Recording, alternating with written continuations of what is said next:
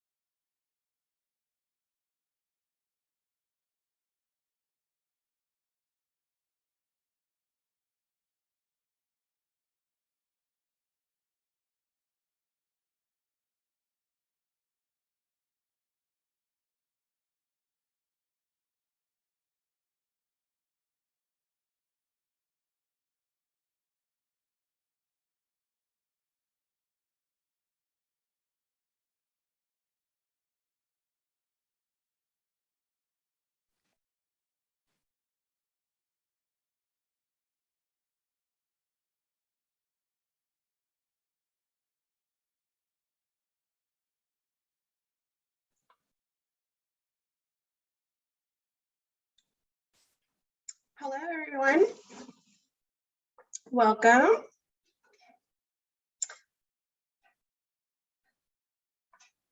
Just waiting for a few more people to join us. You guys can hear me okay so far? Yes. Yeah. Thank you.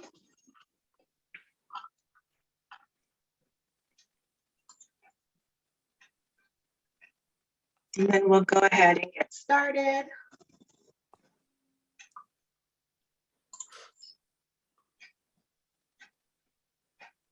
So for those of you who joined early, thank you for participating in the riddle. Yeah, and the answer is correct. Everyone pretty much got it right. So it's only one story, so there are no stairs.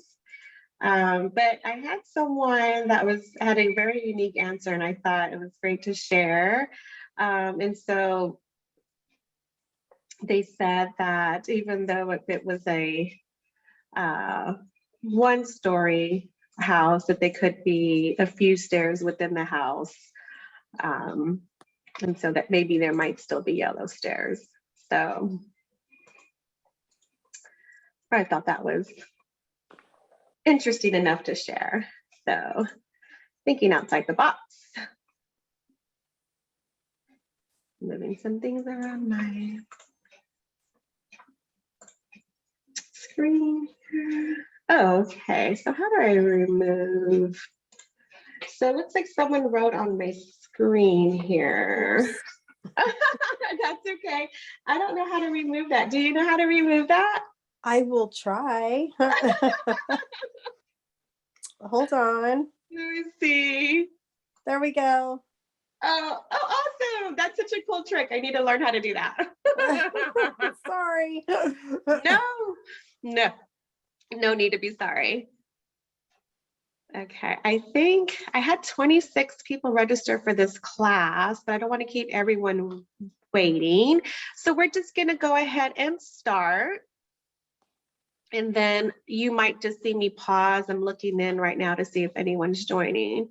You might just see me pause and just let people in as I speak. Move this around. So today is the MLS new member orientation. This is the first class. So we're going to be going over the BridgeMLS website. I'll show you how to navigate through the website, and it's going to be an introduction to ConnectMLS and Paragon, and that's going to be from 12 to 2. The second portion of the class is rules and regulations. That's going to be from 2 to 3, and that's going to be with Lanika Coleman. She is our BridgeMLS compliance specialist.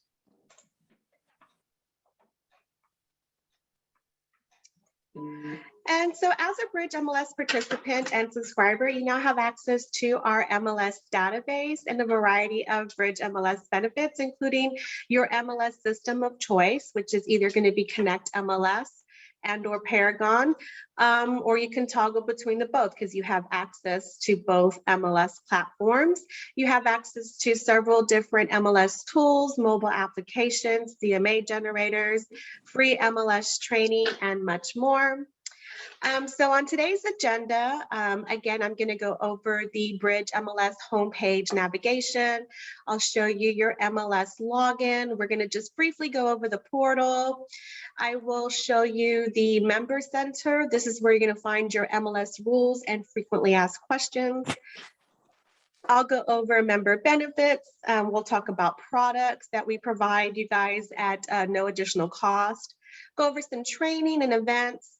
Briefly go over the NorCal MLS Alliance, frequently asked questions, go over the About Us section and how the MLS works for you, give you our contact information.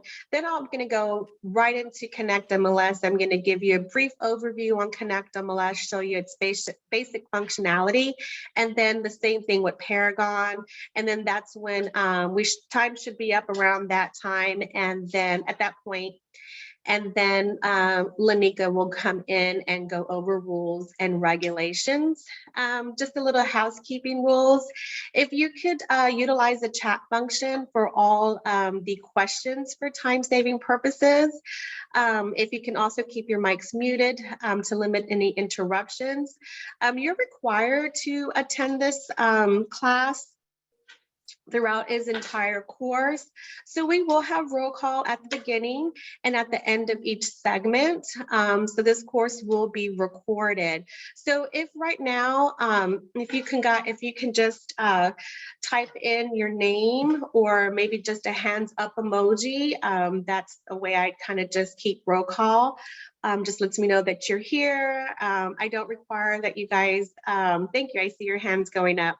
I don't require you guys to keep your cameras on. That's not necessary for me, but just throughout this course, yeah, we will do roll calls. If you guys will just, kind of pay attention to that.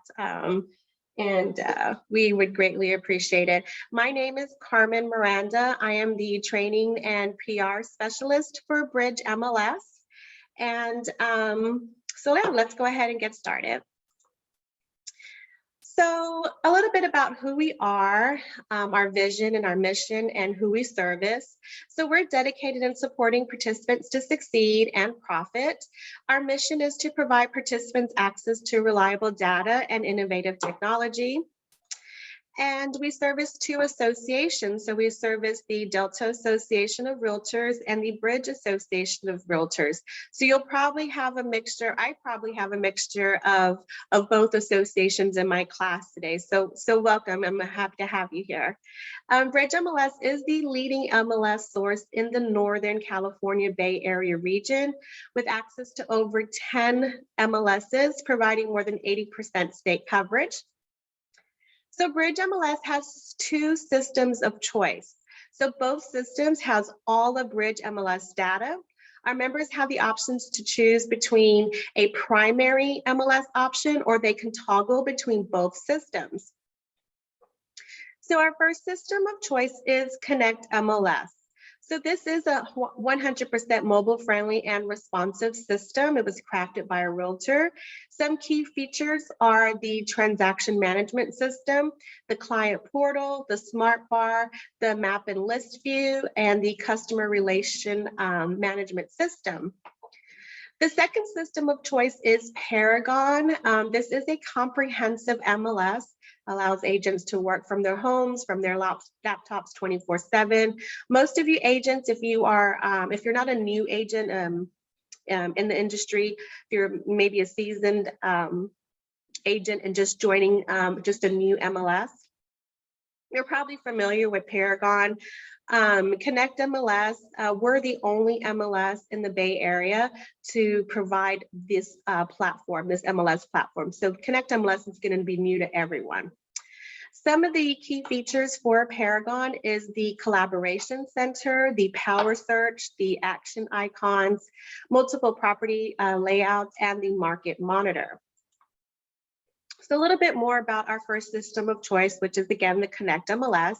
You see here on the screen, I have a screenshot of what ConnectMLS, this is a dashboard, what it looks like on your laptop, what it looks like on an iPad and your smartphone, some reports that you can pull. This is a CMA summary report. So again, it was built by a realtor. So its functionality is seamless, it's intuitive, designed with real estate and professionals in mind. It's lightning fast. So in terms of providing data in ConnectMLS, support and customization. Mobile friendly, so it's making ConnectMLS accessible anywhere, anytime, and there's no download necessary. So you don't need to go into Google Play or the App Store to download ConnectMLS. You simply log in through your MLS login. You'll see the icon there, and I'll show you this. We'll do a step-by-step. Access into ConnectMLS. So you just log in, whether you're on your laptop, your phone, or your iPad, and then the screen, so ConnectMLS will recognize your screen size and its interface will fit your screen. So it's really nice. The Client Connect portal, this is really great for agent branding. I love this because you can do auto prospecting with Client Connect, and it's easy accessible. So what is the NorCal MLS Alliance? So this is an innovation collaboration of Northern California MLSs.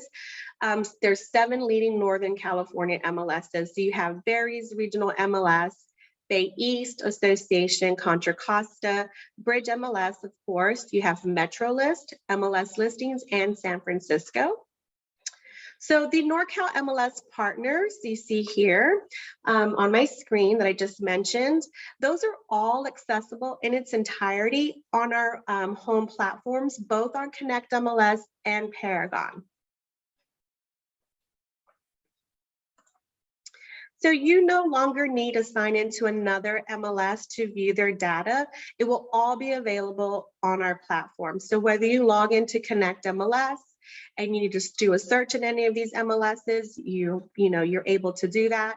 You log into Paragon, you're able to view any of the MLSs here because we are part of the NorCal MLS Alliance.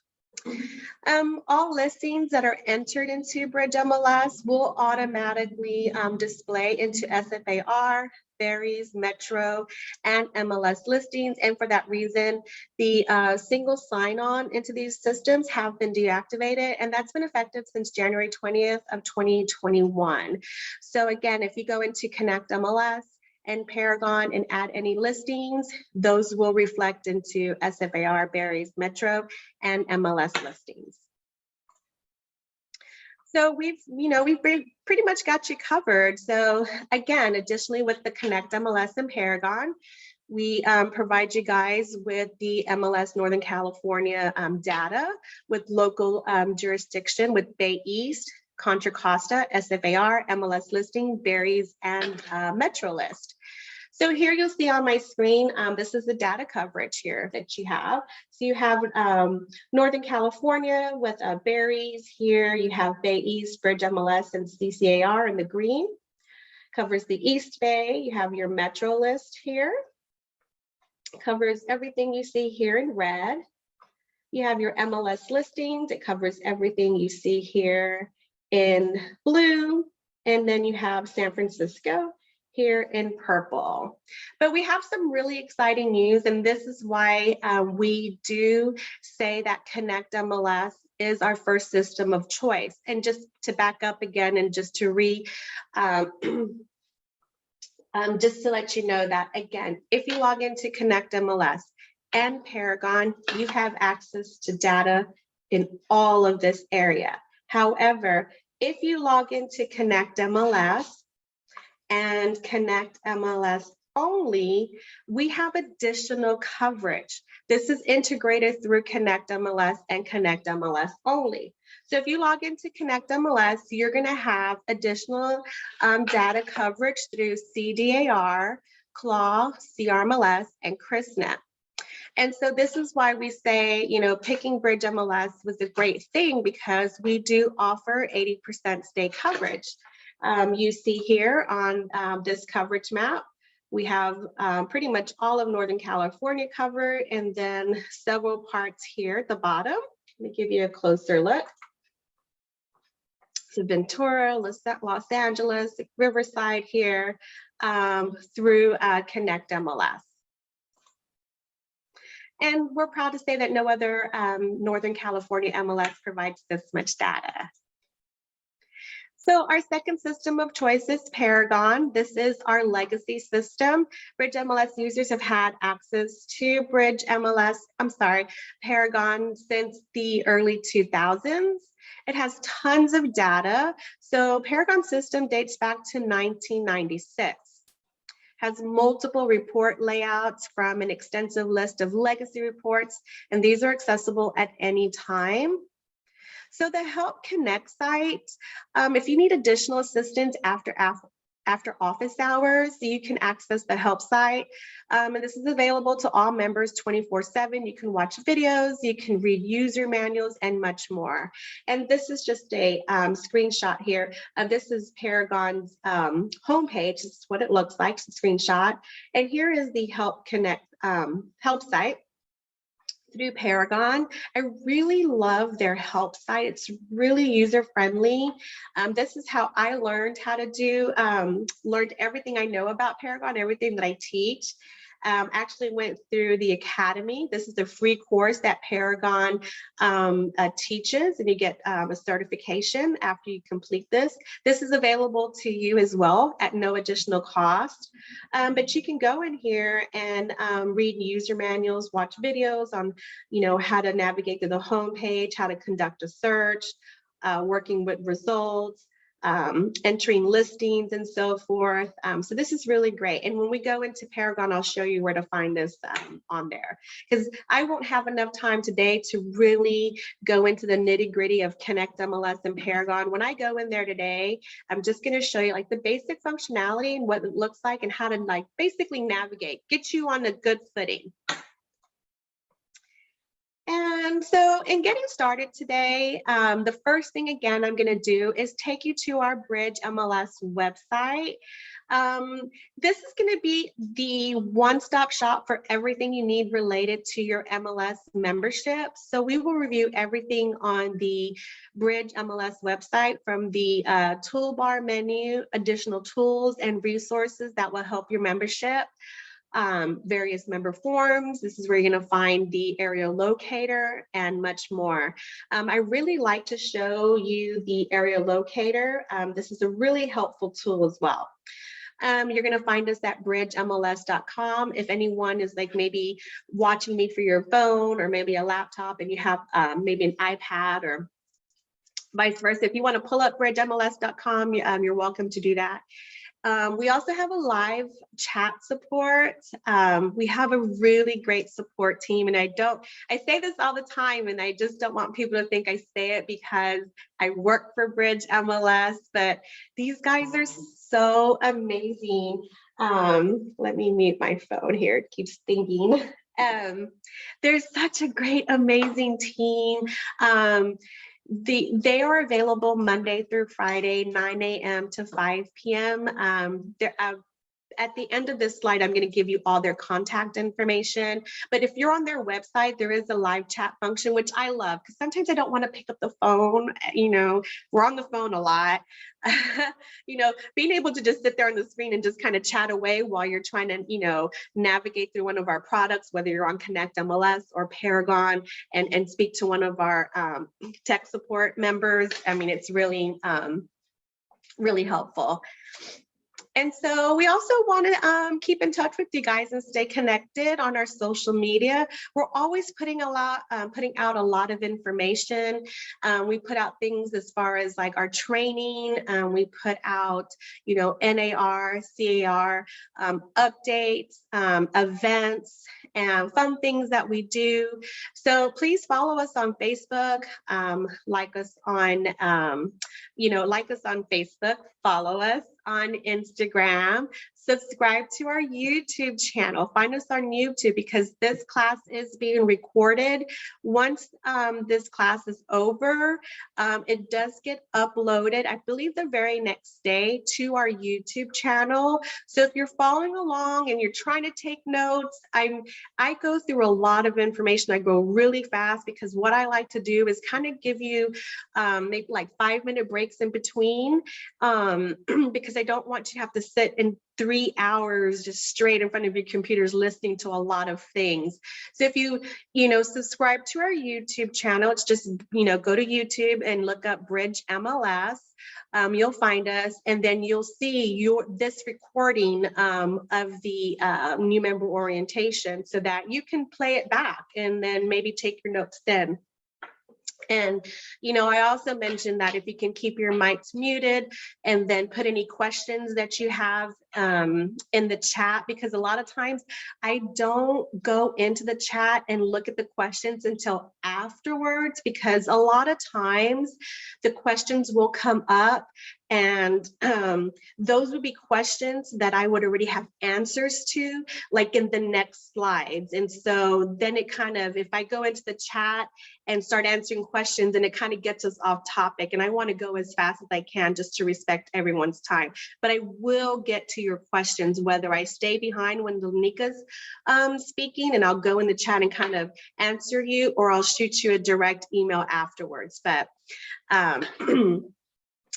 but yeah, we also have a BridgeMLS news video that we put out every month as well. So look out for that. And we post that news video on our Facebook and on our YouTube channel. And then we have a bi-weekly newsletter as well that we put out. And so here you have our compliance staff. You have my contact information here. Again, I'm Carmen Miranda. My email address is carmen@bridgemls.com. My direct number is 510-848-4297. So you're going to want to reach out to me for any training needs. I do offer one-on-one training classes. If you have any questions regarding additional training, if you want to do like a virtual office training class, if you want to do, I do customized training too. Like if you just want to learn, maybe not all of ConnectMLS, but maybe one specific thing or one specific thing on another product. I can customize anything. We can talk and we can collaborate. But if you need additional training, I'm your girl. So reach out to me. Email is probably the best way to reach me because we are all working remotely still. Then you have Lanika Coleman. She goes by Lynn. She's our compliance specialist. And then we have Dominic, Michael, and Carrie. So this is the support team. They're the ones that are working behind the scenes and making sure that our MLS data is running smoothly, that it's correct, that our products are running smoothly and that they're correct. I can't say enough about this team. They are so helpful. Like they go above and beyond. I love them. And I guess I say that and I feel so compassionate about it. I feel passionate about it is because when I first started, they're the ones that helped me learn everything. And so I would email them and Slack them. And they were I've been with the company for 2 years and they still are so helpful and like, no problem, Carmen. And so anyways, enough of them.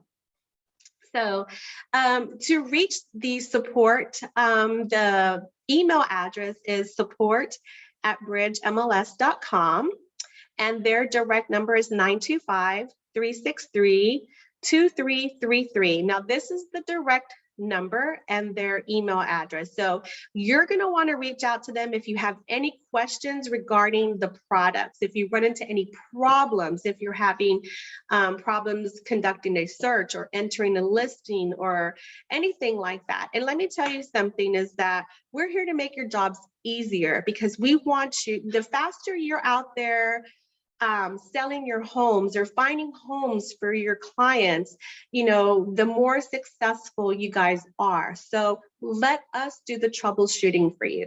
You shouldn't be on your computers trying to figure it out and, beating your heads against the wall. That's not what we want you to do. So the minute you're having any problems, give them a call or go on our website, start chatting, let them know their problem, your problems.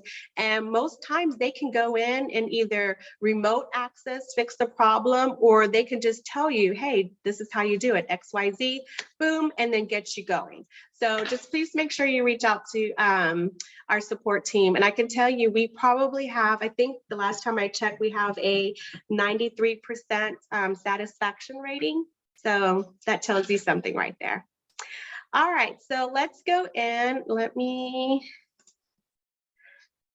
stop this share and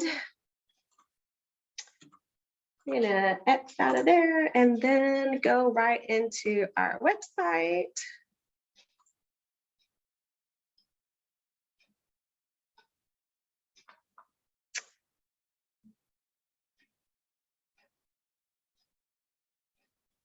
So I would like to know if you would unmute yourself while I'm studying, because I'm working on dual screens. I'm gonna I am trying to, well, I'm just, setting up my stuff here to go into the website. But, who is anyone from Delta on here? Is anyone from Bridge Association of Realtors? Like, where are you from? Are you working in the Bay Area? I'm in Texas. I'm in Canyon Lake, Texas. Delta. Oh, welcome, Delta. I love to see when Delta's with us. I'm in the East Bay, but my brokerage is actually Keller Williams, San Francisco, but I live in the East Bay and I'm focused on this area. Awesome. Welcome. I'm with Keller Williams in Oakland. I'm in the East Bay as well. East Bay. Oh. How's the weather in East Bay? I can tell you here we're having a heat wave and go figure in Texas. And on the news earlier, it was saying that they opened up cooling centers around the area. I'm like, oh my God, I need to get back to the Bay Area. I heard the other day May stands for maybe hot or maybe cold. So I really like that because that's exactly how the weather is right now. Oh, okay. So it's what, hot or cold? Right. Today, I'd say it's a little bit more on the hot side. It was really overcast yesterday. Uh-huh. Wow. Yeah, I miss it. I've been here for a little over a month. So my mom, she's on hospice, we're okay. And so we're just here, I'm here visiting with her. And so I'm just thankful for the opportunity to work remotely and spend time with her. And so that's what I'm doing here. But so yeah, I have to, but so yeah, thank you everyone for sharing. I appreciate that. I don't want you to all keep your mics muted and not say anything. So let me go ahead and share the screen now. And let me move this to. So yeah, before I actually start, maybe I can answer any quick questions because we're doing good on timing. Does anybody have any questions that I've already went over maybe?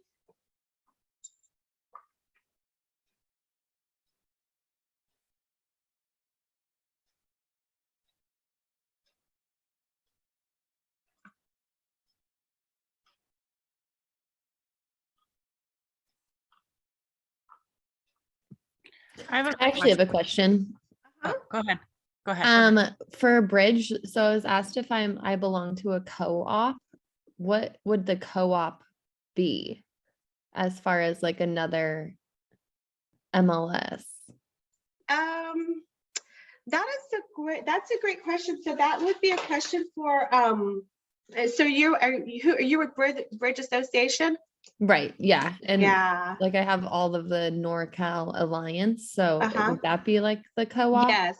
Okay. Yes. I think what they're wanting to know is if you if you have any association with them.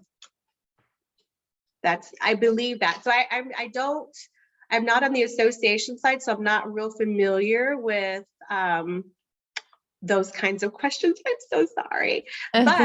But from just hearing the things that they do talk about, that is what they're asking. Yeah, just like wanting to know what I could have access to for the most part. Yes. Yes. Okay. Got it. Thank you. You're welcome. I had a question, but I'm sure you'll probably go over it later. Okay. Herman. So I might just hold off for now. Well, go ahead and ask. I may not. Let's see. Well, this is a technical question, and if I were to like go out and just start, viewing properties, I'm not even sure where to start. Like I was in Paragon yesterday, and I was like trying to look up houses in my area, just to practice with the Supra and stuff. And I just didn't even know where to start. I started looking up houses, but I don't know. I don't know if you're gonna go over that. Yeah, I don't go over that, but now that you mentioned, I can add that quickly because I think the best thing to do for you, like if you just want to do like your area, like if you were at home, you could do like a search by map, but especially in ConnectMLS, you could do a search by map, and it'll pick up your location, and then you could see any listings in your area. And then you could also filter it like sold and things like that. So I'll show you how to get to that on ConnectMLS. And if I forget, if you see me go into the search and I forget, unmute yourself and say, hey, show me that real quick. Okay. Yeah, Thank it's real you. easy. You'll like it. Super user friendly. And that's why I Okay. like ConnectMLS, because it could be any location. And if you're on your phone and you want to know, like, for instance, like if you're on, you're using ConnectMLS and you're with a client and you're at a listing and they're like, well, we really like this one, but are there any other houses in the area? You can immediately open up your ConnectMLS on your mobile phone and do a search right at that location and then pull it up. It's using the map. It's like so user friendly. I love it. Okay. Yeah, instead of running a search and all that. Yeah. Okay. All right, cool. All right. So yeah, let's go ahead and get started.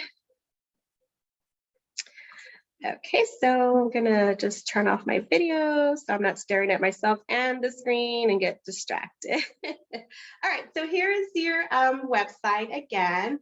At the top of the screen, you're gonna see the MLS login. This is where you're gonna log in, and I'm gonna click on that. And this is where you're going to log in and see all of your member applications. So let me log in real quick.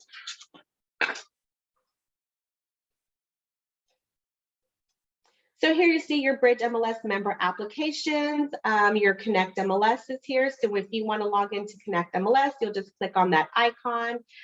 Bridge Interactive. This is an added editing listing icon. Product that we have, I'm sorry, Paragon. This is a quick access to the member portal. Your rules and regulations. This is also a link to your rules and regulations, and then several other member products that we offer. And everything that you see here, any product that you see here that you have access, you have a free basic account with all of these. So that's really good. Let's get back out. So this login right here, the ConnectMLS, if you decide that ConnectMLS is going to be your system of choice, and you want to bypass all the other member applications, you just click on this ConnectMLS login, and it just takes you straight to ConnectMLS. This is your member portal. So I'm going to click on that, show you that real quick. Log in.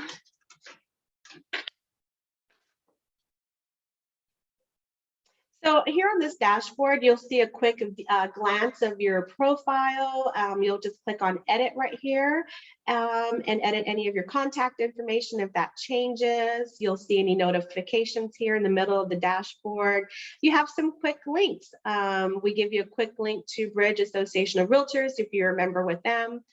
BridgeMLS website, NAR and CAR. If you have any upcoming courses, this is going to be for Bridge Association of Realtors. So if you have any courses with them, those are the classes that I host. And so if you, again, are a member of Bridge Association of Realtors, you'll see your courses here. Any committees that you're associated with, we'll have any that have that information there. If you have any account balances, you'll see that here, and then you have a quick pay now button. Your RPAC contribute to the community foundation, quick link here. Any upcoming events, this is also going to be through Bridge Association of Realtors. And so you'll see any events here that you could click on and register. And going up to the top of the screen here, under member, my profile, this, if you click on here, it's going to give you a little bit more information that you can update. You can update your gender, more of your contact information. The next tab over, you have your card on file, update that, and then your photo. And then back at the top, my profile, then you'll click on my account. And this is where you're going to see any open invoices and the timeline. And then the next tab over is your history. So if you have any payment history, you'll find that here. You have your education and events. This is for Bridge Association members. And then you also have the shop. I'll show you that real quickly. So I'm going to click on shop. So our shop is open every Wednesday. So we do have a hybrid team that is in the office every Wednesday by appointment only. And so here, most times you're going to see our realtors looking for lock boxes, sign writers, and so forth. So you'll just go in here, shop for your different supplies that you may need, add it to your cart, and then follow the instructions on here. And then this will also prompt you at the end to schedule an appointment to pick up your items from BridgeMLS, and they're located in Berkeley office. And let's get back out. Home search. So home search, if I click on that, that's going to take you directly to Home Snap. And this is what that looks like. You also get a free account with them. So anywhere you see a register, just go ahead and click on that, sign up. They're going to ask you what MLS you're associated with. Just make sure you click on find BridgeMLS and click on that, and then you'll go ahead and finish setting up your account. And before I go into these main toolbars here, just going to go over our home page. Here in the know, this is a really great website to go and read when you have some time. I'm going to show you real quickly. So in the know. So basically, this is just a website dedicated for agents, letting you know like how the MLS listing service works for you, how they bring the people and the information together, and then how the MLS works for buyers and sellers. And so clicking on both of these, what I like about this is that this gives you the selling tools that you're going to need for buyers and sellers to sell yourself as an agent, and how to explain to them like how the MLS works and how it's the, instead of, some clients you may, encounter where they're like, oh, they're on, the internet and doing Google searches for their houses, you don't want them to do that. And so you can actually click on either buyer or seller, and there's like YouTube links, short YouTube videos. I think they're maybe less than a minute, or maybe like a minute and a couple of seconds, that tells the buyer how the MLS serves them and why it's important to have an agent that understands the MLS. It's such a cute video. And so I just highly recommend going on there. And so it's just a way to help you sell yourself. And then our links to our social media up here. I have a quick link to my training and events calendar here, and a book and office exclusive training. So you just click on these links and you'll get that information. And then we also have our coronavirus updates here. We also have our recent news updates going across this ticker. Our BridgeMLS news video here is always going to be on our home page, and then our YouTube channel as well. This goes out every month. So this is our latest news video. We always put out really great information. So we're going to always tell you what's going on, the latest news in the MLS, NAR, CAR updates, changes to any of our products, and so forth. So really good video. We try to keep it under 4 minutes. This one's just a little bit longer, but great information here. We also have some flyers here for upcoming events and training.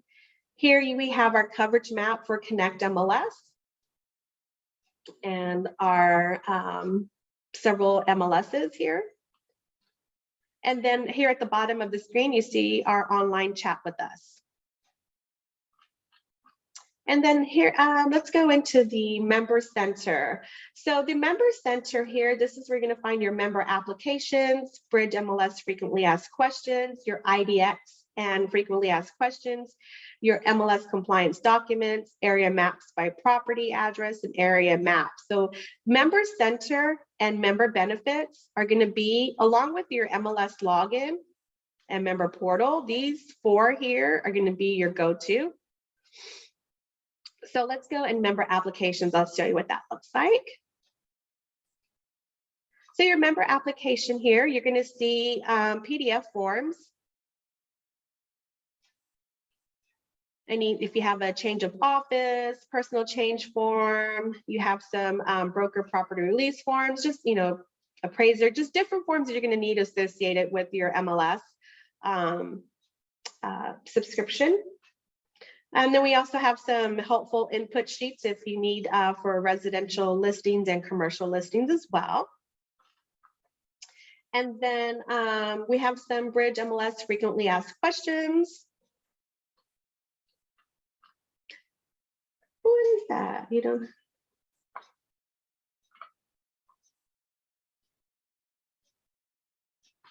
Oh, I gotta let them know about that. This is okay. Sorry about that. This needs to be fixed. I think there's a glitch in the system there. Okay, we also have our IDX and frequently asked questions.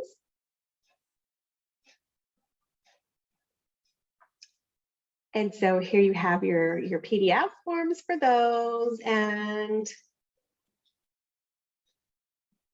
some frequently asked questions. That's what it's supposed to look like for the bridge. And your MLS compliance documents. This is a really important one. Lanika's going to go over all of that in very good detail when she starts. But here, you'll see on the screen, here's a screenshot of ConnectMLS, a little portion of the dashboard and Paragon. And what they're showing you here is that under on the dashboard, under tools and resources, we do provide a quick link. We do provide a quick link to the rules and regulations that's going to take you to this homepage. And then on Paragon as well. And when I log into both systems, I'll show you these links. There's a link there to bring you to this homepage as well. But you see all of your MLS rules and regulation forms here.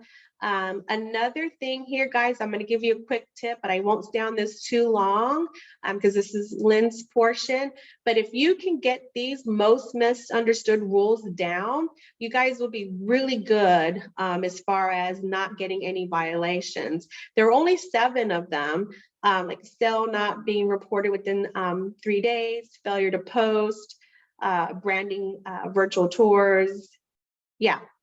These 7, if you can get these 7 down, and that's the reason why they put this on here, because when I talked to Lynn, these are the ones that she sees coming across her desk, like repeating itself over and over and over. So if you can get these down, you're going to be ahead of the game. MLS rules and frequently asked questions are here as well. So take a look at that. And so area maps by property address, I really like this. This is going to be for, so I just click on that. So what I did, sorry, I probably went too fast. So back under member center, area maps by property address, clicked on that. It's going to open up a whole new web browser. So this is designed to assist our members in obtaining the correct area location for your listing. So I'm just going to put in an address in Richmond. So type in the city, Richmond. I'm going to click on that. Click on search and then put in the house number, 142, and then put in the street name. And then click on search again. And then it's going to bring up the area map. And it's going to tell me that the listing in 142 Shoreline Court, Richmond, is in area 1707. So that way it allows you to know that area number when you're working with your listing, which is also super important. Back under member center, area maps. So you can also, like, again, if you click on area maps by property address, you can run your own search to look for that number, or you can pull up the area maps by clicking on this link here. And it's going to bring up the area maps, the PDF forms. So you can click on these, print them, save them to your desktops, your computers. It's going to give you the area codes by cities, and then they separate them here. Alameda maps, Berkeley, Oakland, and so forth. So we have them here as well. That pretty much covers the member center. Member benefits, let's go over membership products. I'm gonna click on that. So these are all of the products that we provide you guys at no additional cost. We just recently added RentSpree. So this is an all-in-one online rental application platform, which is really great. We have our MLS platforms, ConnectMLS and Paragon. We have our true mobile sites, ConnectMLS, HomeSpotter, HomeSnap.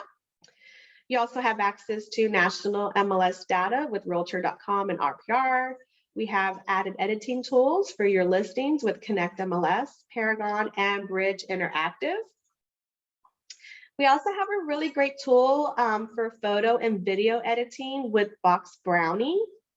And then we have some everyday tools with HomeLight. This used to be formerly called Disclosures.io. So we have HomeLight, we have Cloud CMA for comparative market analysis reports, Cloud ConnectMLS streams. We have CRS data, showing time. I mean, look, the list goes on and on. It's amazing. Rate My Agent is also a really good product. You guys get an account with them. So if you don't have one yet, I highly recommend you go on and Rate My Agent and set up your agent profile. And this is where you could, it's like the Yelp for your Yelp reviews, Yelp account for all of your reviews that you can put all on one source. So that's really good. I really like that. So check that out. You can get to Rate My Agent through your MLS login. When you log in, you get to your BridgeMLS application and you'll see Rate My Agent here. You also see some other of our member products as well. HomeLight, Cloud CMA. So let's go back. So ConnectMLS add and edit. We just added this to our website because ConnectMLS previously didn't have the option to add and edit listings within their system. We just added that about a month ago, and so we we put all of that information onto the website. And so this is a little video about it, and I believe this is just an introductory video. This isn't, we have a pre-recorded webinar on it. It's on our YouTube channel. Our training center, the next little button down. So this is the one-stop shop for all of your BridgeMLS learning needs. Oh, here's our add and edit. Here's our recorded webinar. So if you click on that, it's going to take you directly to our recorded webinar for our add and edit feature in ConnectMLS. We also have Paragon Connect. So Paragon Connect is the mobile version of Paragon. The difference between Paragon Connect and ConnectMLS is that when you log into Paragon, it doesn't automatically change the interface on your phone. You have to log into Paragon Connect to have a mobile-friendly version of Paragon. That's the only difference. We have some instructional videos on here as well. We have some training videos here, some pre-recorded training videos for some of our member products. We have some user guides here. We have a ConnectMLS training handout here, Paragon Connect as well. And then these live sessions here you see, these are all the classes that I host here. And then we have some really short instructional videos here as well. And then back under member benefits, events and training, this is going to be my section that you're going to want to come to and sign up for my training classes. You'll see this is all of my May training classes. These are also some of my classes here. Scroll down and you'll see some of my classes again here. I just entered my June calendar as well. Yeah, so you just click on any of these that you'd like, and you'll have the Zoom, you'll have access to the Zoom link and register for my class. And then news here, the next section. Here is BridgeMLS News. We have our podcast as well. The NorCal MLS Alliance, going to show you that real quick. So here's all the details about the merger, when it all happened. We have some videos, pre-recorded videos, and then some frequently asked questions. If you want to know a little bit more about it, can dig in that. And then also they have their own website for more information. So you can click on that as well. And our contact information as well. This is going to give you that's our address, that's where we're located. So if you do have a store purchase and schedule an appointment, that's going to be our address. That is the phone number to tech support, and our email support@bridgemls.com. So that covers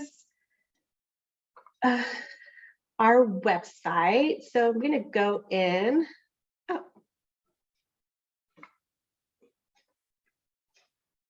I'm going to go in, actually.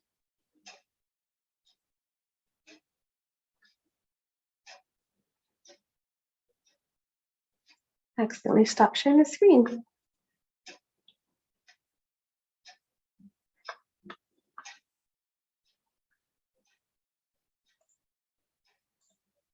Sorry, guys. So let's go back into our MLS. Actually, you know what? I'm going to give you guys a, because we have the time. I'm going to give you guys, let's meet back at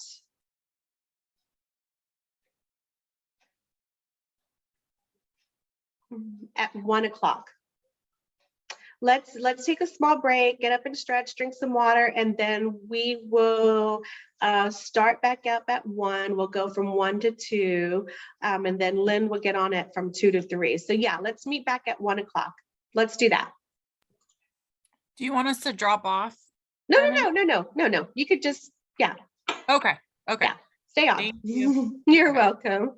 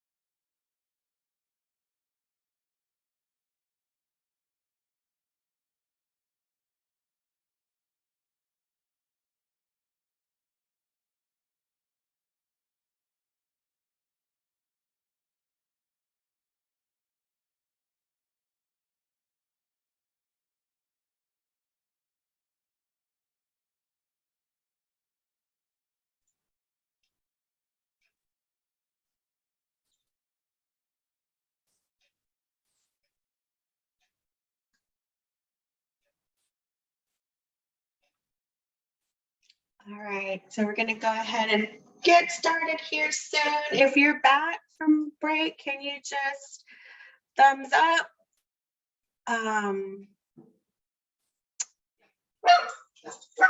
Thank you, Shelly, I see you. Okay, awesome.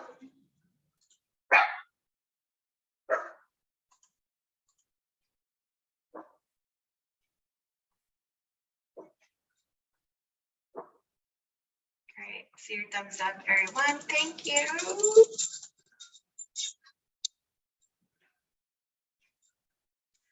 All right, let's go ahead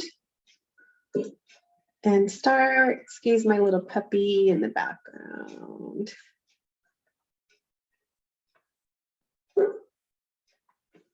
All right, so here's here you see on my screen is ConnectMLS dashboard. At the top of the screen is the navigational toolbar. And then these little boxes here are what we call widgets. And so what I'm going to do is I'm going to go through each of the toolbars, let you know, I'm sorry, each of these icons, sorry, and tell you what they do and how they work, and then briefly go into these widgets and show you how they work as well. So let me, again, minimize this so I'm not looking at myself. So the navigational toolbar you see at the top here allows you to conveniently access and function the appropriate short icons you see. This is where you're going to perform like quick searches. You can manage contacts. You can view and manage transaction messages, documents, broker and MLS messages and forms. So the little house one, My MLS, it is this. It will bring you back anywhere you are within the system. If you need to get back to the home page, this dashboard, you just click on the My MLS and it'll reroute you back to the home page. So the search icon here, this is where you can conduct various search. You have various search options to choose from. You can choose from residential, residential income, commercial. You can also search for your own personal inventory. You can tour open houses as well. So this is your listings icon here. This is where you can add and edit listings. Again, if you want to go back to our website and look at that video, pre-recorded video, I have one that's strictly on how to add and edit new listings. The report section here, this is where you can customize and generate various reports like CMAs and personalized report templates.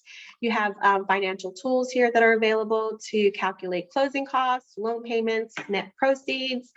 Each report, again, can be personalized and sent to any specific client through ConnectMLS. Your forms. This button here has some zip forms for ConnectMLS, some BridgeMLS forms, and then any broker forms. This is going to be directly from your brokerage. You won't have an admin form. The next button here, or this long bar, this is called our smart bar. So this is where you can quickly find listings, clients, and more. So I'm going to click within that. So the smart bar is really neat. So this is basically a smart tool that allows you to search up to 5 different categories. So you can search for a listing number, listing address, agent name, license number, client name, office name, you name it. What I like about this the most is that it stores the recent history, never deletes, never goes away, and a date and timestamp. So working on the go makes it so much easier. So here you see if you're working on your laptop and you're working with a certain client, and you have to leave for whatever reason, you're working on your smartphone and you just go to the smart bar and you need to continue working with that client, you know that you can go into the recent history on your smart bar and just click on that because it's date and timestamp, especially with your searches too, because you don't want to have to rerun a search or go into search and click here. Just go into the smart bar, go to your recent history, look at your date and timestamp, and just find the work that you were working on. So it's really cool. You can also search for listing numbers, like I said. You can do multiple listing numbers at a time. I believe it's like 5. Just separate them by a comma if you're going to do multiple listing numbers, and then it'll pull them for you. So this little guy here, my listings and transaction.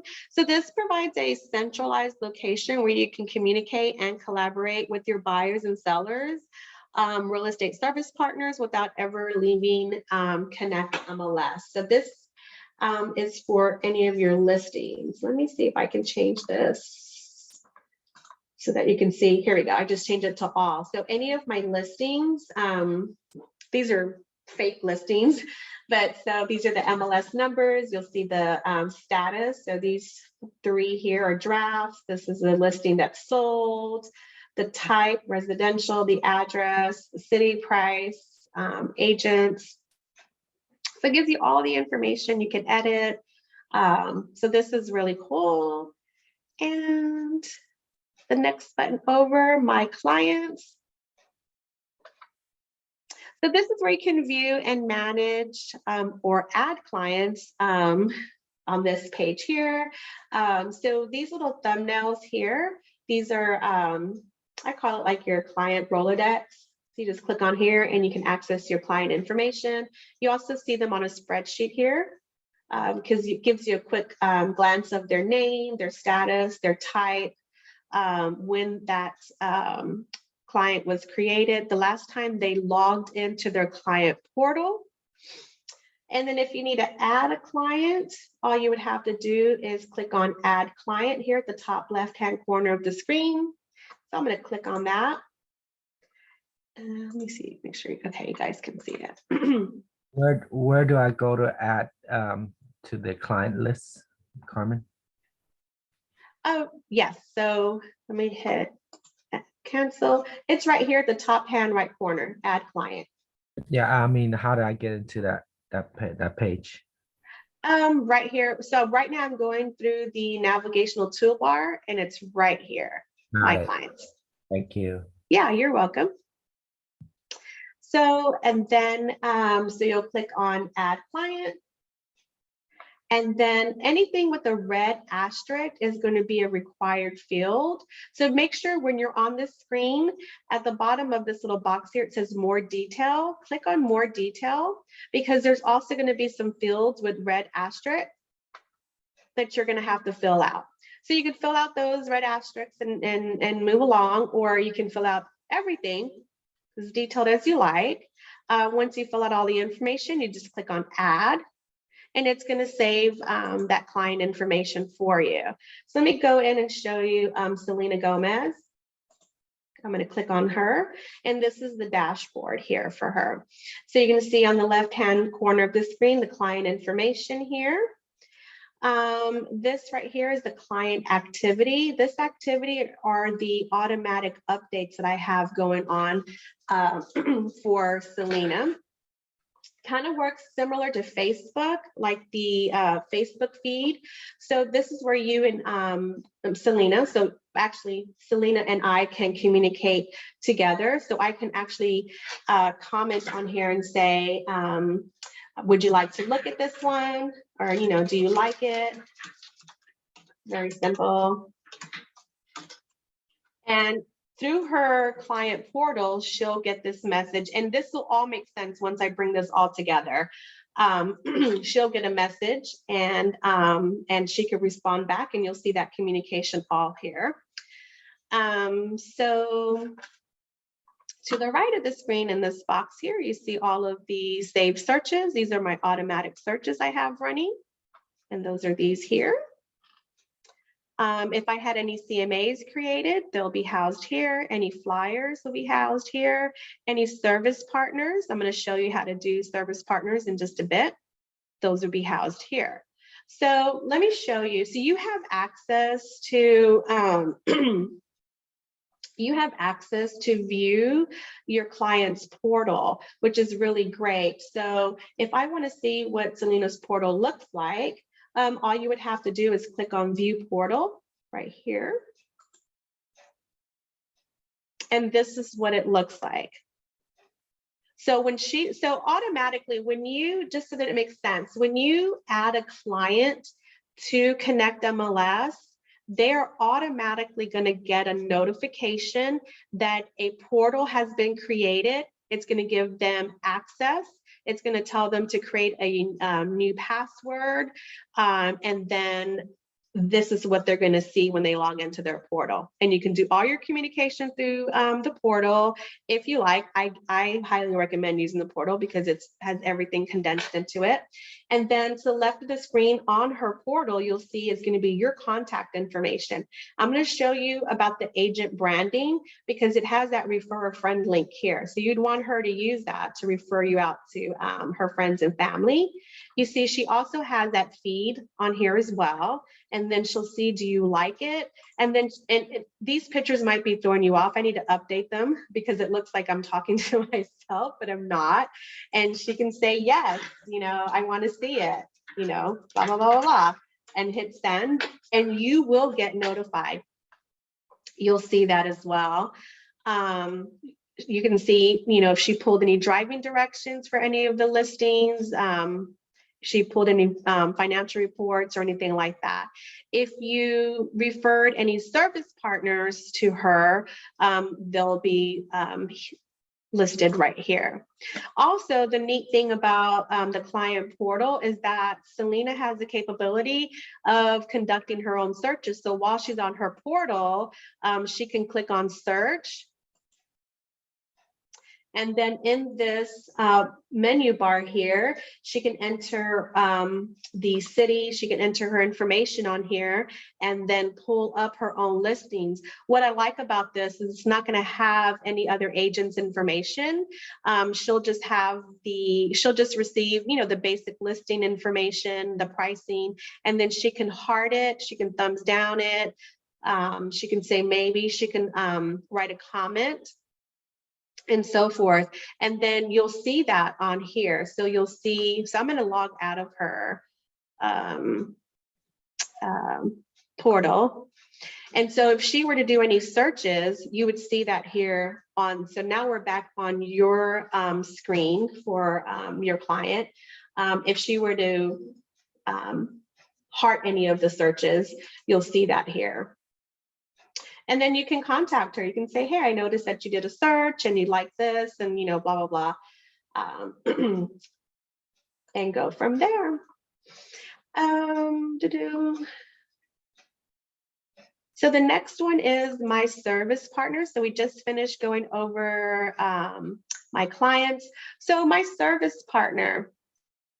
So this is where you're going to build a database of reliable professionals who provide services related to the real estate transaction that you may want to refer to your clients. So this is where you're going to put your lenders, you can put title companies, inspectors, insurance agents, home warranties,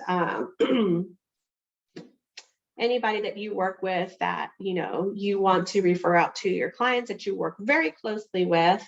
In order to add a service partner, you just simply click on add new and then follow the prompts to add their contact information. And so you see here, I have some made up service partners for landscaping and so forth. Appraisers, inspectors, lawn care. So if I were to go back into my client, let's go back into Selena. Let's go back on her dashboard. This is where if you need to refer a service partner here in the bottom right-hand corner, you just click on refer service partners, and then your list is going to come up, and then you could just click away which ones you want, click save, and then they're going to automatically send to her. And then she'll get notified that she received a notification of those service partners, and then those will be housed here. So it makes it really easy for your client. So let me go in and Next one over, this is your prospecting manager. So this is where you can manage your prospects more efficiently. This is where you're able to discover when a search was last ran. This is for your auto prospecting, when a client last viewed results. So here is my Alameda for Selena Gomez. It's running on real time. When I created it, when it expires, and I can edit it, I can delete it, I can conduct a new search, and so forth. So this is where you would find that. There's going to be several places where you can find it, but this is what this folder will do for you. The next one is my favorite, this little star here.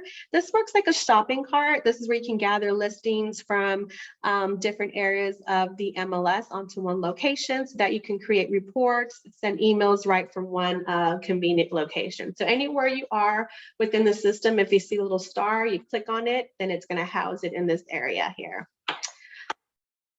I think I'm going to go back to this one because I want to show you something. Okay, I'm going to back up a little bit because I missed something that I wanted to show you. I usually go into more details on this when I do ConnectMLS Essentials, but briefly go over this. So I'm going to go back to my listings and transaction because I want to go over the transaction management system within ConnectMLS because I do get that question a lot. It might be coming into the chat because, you know, some people still will ask, like, what is the difference between ConnectMLS and Paragon? Here is one difference that ConnectMLS has that Paragon doesn't have. And I'm not saying one is better than the other, but I do like to point out those differences because we do get that question asked. You know, I have a preference, you know, for me, if whatever can help market myself better with agent branding, communication, staying organized, those things are selling points for me. And so for me, that would be ConnectMLS. But let me show you the transaction management system here. So again, I'm at this folder here, which is my listings and transaction. I'm going to click on this. Let's do the sold one. Let's do this one because this one's a complete listing. Click on, excuse me, the MLS number. And then here is the transaction dashboard. To the left of the screen here, you can see the milestones. So you can see the listing agreement, seller's disclosure, lead-based paint, all of the milestones here, the status, whether it's completed or pending. You'll see these tabs here. This one, the property tab, it's going to give you all of the MLS property information. Participants, click on that. It's going to give you all of the participants. You can add a participant if you like.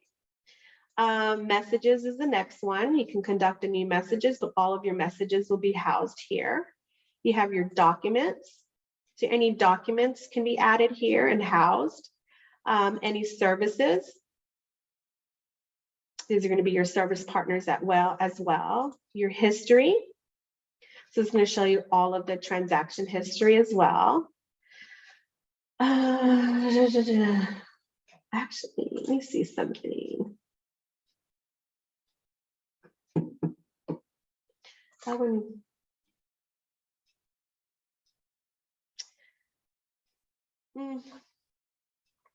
Yeah, there's one I wanted. Okay, I'm going a little bit too much into it. I show it a better version of it on my ConnectMLS class, but it's in a different account. And so that'll just take too long. But that's the gist of it. I mean, it's such a great tool, the transaction management. So you can see all of your transactions all in one simple place, right in that folder as well. There's other places to see it too. Yeah, so let's keep on going. CRS tax. Let me go back to my favorite. So the next button is going to be the CRS tax. So this pulls directly from the county assessor's office. So you can verify property information. So I'm going to click on that. It's going to open up a whole new web browser, takes you to CRS data. You get a free account with them as well. So just make sure when you go to this website, it's going to ask you to set up your account. Again, it's when you're setting up your account, you're going to your name and so forth. It's going to ask you what MLS you're associated with. Be sure to select BridgeMLS, and once you do that, then they're going to know that you have the basic free account. And then you'll have access to CRS data where you can pull your property reports. And let's go back. Actually, let me log out of all of these. The next one is, so after CRS tax, is the tools and resource links. So these are just going to give you quick links. Here you have your quick link to BridgeMLS rules and regulations. You have a quick link to CRS data, member portals, some of our other member products and so forth. The next one here, this is a new workspace. So the new workspace feature is available to you, and this allows you for multitasking. So you can open up a maximum of 3 new workspaces. And so let's just say like you're in the middle of conducting a search, and you're in here, you're conducting a business, you get a phone call and you don't want to stop what you're doing in here and get out of this page. All you have to do is click on new workspace, and it's going to open up a whole new web browser. And let's just say, you have to work with this listing or maybe work with the client that called. We're going to go back into Selena, answer any questions with Selena and so forth. And then you can toggle between the 2 or 3, open up a new workspace and and keep them going. And then they will always save the same information. So that's really cool for multitaskers out there. And the next one is, this is the help section. I'm going to show you here. So if you click on this little icon here, the question mark and headset, the help center, let's click on that. And I have to do a new share, I believe. Yeah. Okay, let's do a new share. So this is what the Help Center looks like. They have an online manual that gives you step-by-step instructions on how to do your business here on ConnectMLS. So it has like getting started, smart bar, doing your listings, reports, settings, search, the transaction management system. And it's really neat because it gives you like screenshots as well with the written out step-by-step instructions, video tutorials, and then you could do a search by knowledge base. So I won't have time today to really go in thoroughly and teach you like a map search, but if you're interested in learning how to do a map search, you can go in and say, type in map search, and it's going to give you a list of topics that you can choose from. You can do videos and so forth, click on any of those. So I highly recommend going in and taking a peek at the Help Center there. Another helpful tip, well, not a tip, but something that you guys really need to go in and do. So my profile picture here, this is where you're going to find settings. So click on that and then go to settings. This is where you're going to do your agent branding. So this is really important to pay attention to. Again, click on your profile picture. If you don't have your profile picture set up, it's going to be, I believe, your initials, first and last name. Click on settings. Important thing to note that the first thing you're going to see here is your business card. This is going to be your very basic information, your address, your phone number, but this is viewable to other ConnectMLS users, meaning not your just your other ConnectMLS users, like just the basic information, not your branded information. In order to have your branded information on ConnectMLS, like for your clients, you're going to want to click on modify my contact information and online business card. So I'm going to click on this link, show you what that looks like. Again, anything with a red asterisk, I'm sure you guys see that. Okay. Anything with the red asterisk, that is a required field. But this is where you can put in more information about yourself. You can put in your title, languages spoken. So you can click on this drop-down menu and you could just select your languages, which is really great to put on there. Primary, secondary email. You can link all of your social media accounts, your personal website, YouTube as well, your office contact. This is your user contact here. This is your user contact is what you saw on your business card information here. And then your business card settings. So this is what you want to show on your business card and what you don't. That's just for your business card. But all of your branded information is going to be right here. So make sure you go in and update that information and click save, because then all of that's going to be shown on your My Clients portal. And you want that to look really nice. It's going to update all that right there. So when she clicks refer a friend, all your great information is on there. So let's go into the home page. I'm going to show you these widgets real quick, and then we're going to conduct a quick search, and then I'm going to hop on to Paragon. And I got about 30 minutes to show you Paragon, and then we'll be done. So the first thing I want to show you is the front and center. You're going to see the client activity. What I like about the client activity, this is going to be all of your client activity. So you notice that when you went into the My Clients, I went into Selena Gomez. This is the activity between me and Selena. However, on the homepage, it's going to be all of your clients here. And so that you can communicate with all of the clients that you have in automatic search going for them, okay? Depending on how you have your notifications set up. I did have this question come up like, well, how do we know if someone, commented on one of the listings? Do I have to log in to ConnectMLS to see that? Technically, you don't, depending on how you have your notifications on. If you have it to notify you via text or email that there's a comment, then you can go in and make that comment. Showing times. So this is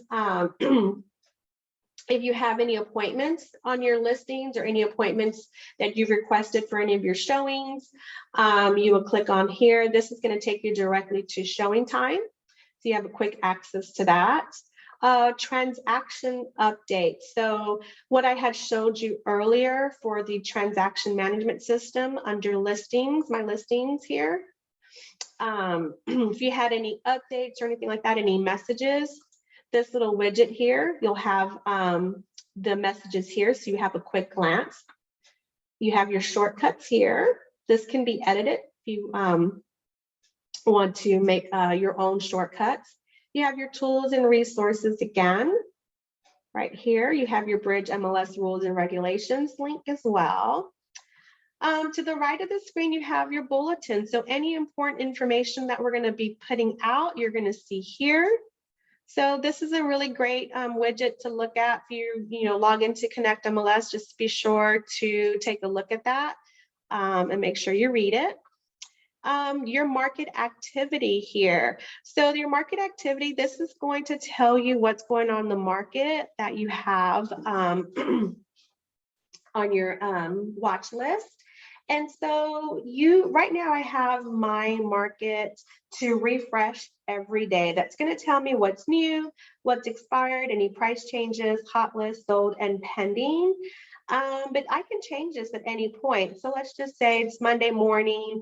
I just happened to be off on Sunday and Saturday. I just took, the weekend off. And I want to know what happened over the weekend. I can change this one. I can double click, change this one, and just say, what's happened over the past 2 days. Let's do 3. We'll do 3, and I hit enter. You can either hit enter or you can hit refresh, and it's going to update that. So it's going to tell you all of these, and you just click on it. If you click on any of these, it's going to give you all of the listings. It's going to give you a spreadsheet view of those listings. If you want to customize this, if you want to change your areas, you just click on this little link here right by the pencil within this box, customize view. So I'm going to click on that. And I'm going to have to share my screen a different way so you guys can see that. And then this is the box that you're going to see. So the first box first field rather is the class. So you're going to select which class you want by clicking on this little arrow drop down menu. And you can select more than one. So you have residential, lots of land, mobile home. So you have all your classes there. I'm going to keep mine at residential and click OK. And then here you can type in, if you already know your area number, and that's another reason why I show you on our website, like how to do a search for area numbers, so that you can either type them in here, because if you already have them, or if not, you can click on this little magnifying glass with the plus sign, click on that, and then let me also do a new share. And this is what you're going to see. So right now, everything on the left, this is what I have selected right now. These are my areas. This is the list on the right that you can choose from. So it has a list with all the names. It's endless.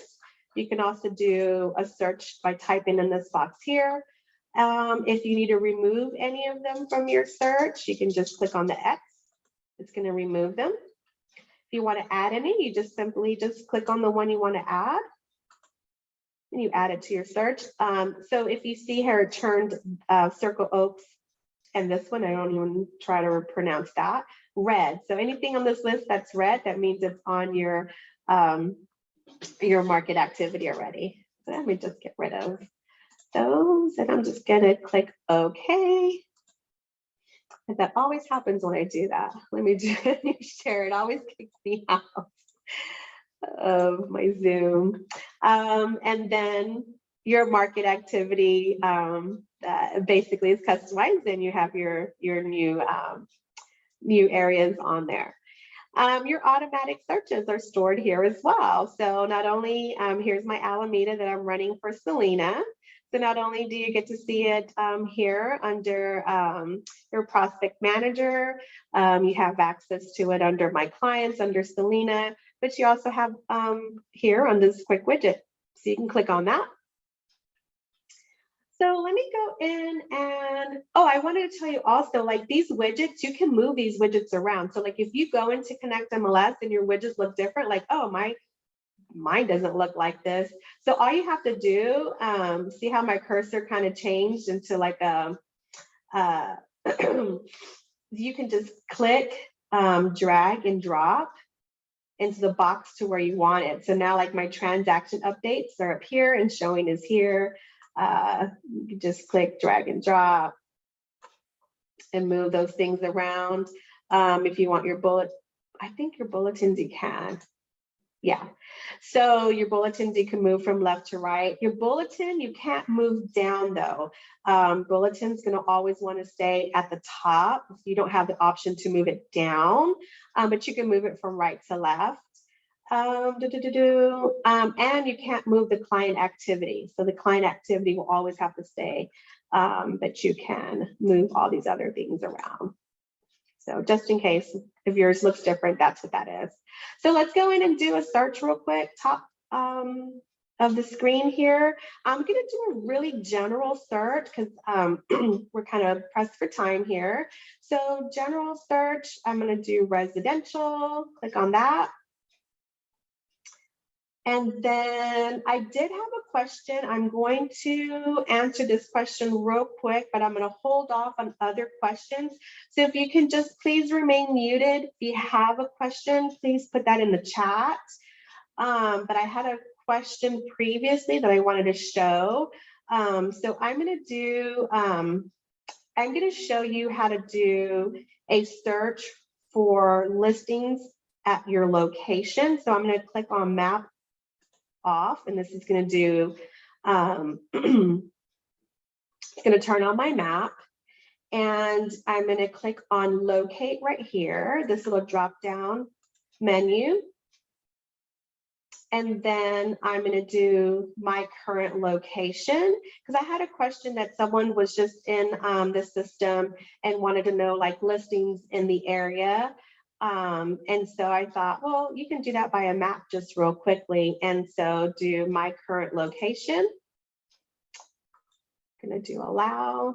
This might not work for me though, because I'm in Texas and we don't have data coverage here. Yeah, but yeah, so if I had data coverage here, so you see it shows my location and then it would like populate all the listings in my area. It'll have listing pins and you can click on them and see what those, check on, the MLSs. And then you could also use these filters here to narrow down your search. And then you could, right here in the bottom left-hand corner, search while moving map, click on that.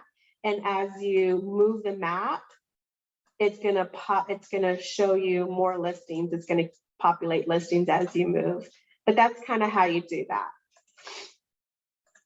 So let's go back and I'm gonna do a really basic search here. I'm actually gonna populate a previous search that I had done. So you see here on the screen, you have your fields where you can enter your class. You could do a search by map, your status, city, district, neighborhood, price, all of that here. ConnectMLS, again, if you joined me right at the beginning, you do have access to Southern California with CRMLS, CRISNet, CLAW, and CDAR, which is great. And so your data sources are on there. And then at the top of the screen, you're going to see your match count here. The right-hand side of the screen, these are going to be your filters applied. So as you enter your data, you'll see a summary of that information here. Your searches, so my searches right here, any previous search that you've conducted is going to be housed here. This is, I think it'll house like the last 15 searches. It'll save it for you automatically. So then you could just pop that search in there. If you have any manual searches that you've saved, they're going to be housed here. So I have some manual searches here. And then auto searches too. So here's my Alameda search. So when I saved my search for Selena, it's also saved right here. So many ways to find that automatic search. So I'm going to go in and load a previous search. Let's do. I'm going to do this one. No, that's too high, 411. I want to do one. Okay, we'll do this one. So this one has 49 matches. That's a lot better. So this one is for Oakland. We're doing all active except coming soon. This is going to be in the 1.2 mil. It's a 1-bedroom, 1-bath. That's all the information really I'm going to put in. But I'll tell you real quick, you do have advanced options here at the bottom. So if you click on this little button, it's going to open up your advanced options. And for your advanced options, it's going to open up features. So this is basically going to be the section that you're going to want to enter for your client's wish list. So this is going to give you the option to put in any must-haves or must-not-haves, like they're looking for, fully carpeted or no carpet or washer and dryer connections or a pool. You're going to put that information here. So once you've entered all of the data, you're going to click on view results. Before I show you the results, I'm going to show you real quickly how to save this search as an automatic search. So we have all of this. At the top right-hand corner of the screen, here's your Save Search button. So I'm going to click on Save Search. And then I'm going to do, oh, you can see it. Okay, good. So then it's going to ask you to select the client that's already in the system or add a new client. So I'm just going to do Selena again, just for time-saving purposes. It's going to want you to give it a search name. So we're going to do Oakland 1.2. And at this time, it's going to say, do you want it as a manual search? Or do you want it as an automatic search? That choice is yours. If you just want to do it as a manual search and save it so you can go back to it later, at this point, there's nothing else you need to do. You just need to go in and save. If you click on automatic search, There are some, more steps you'll have to do. It's going to ask you how many times you want to run it, expiration dates. You'll want to customize or preview the initial messages and so forth. So once you've updated all that information, you just click save, and then your automatic search will be running. That's just a quick way to do your automatic searches. So let's look at the results real quick. Click on view results.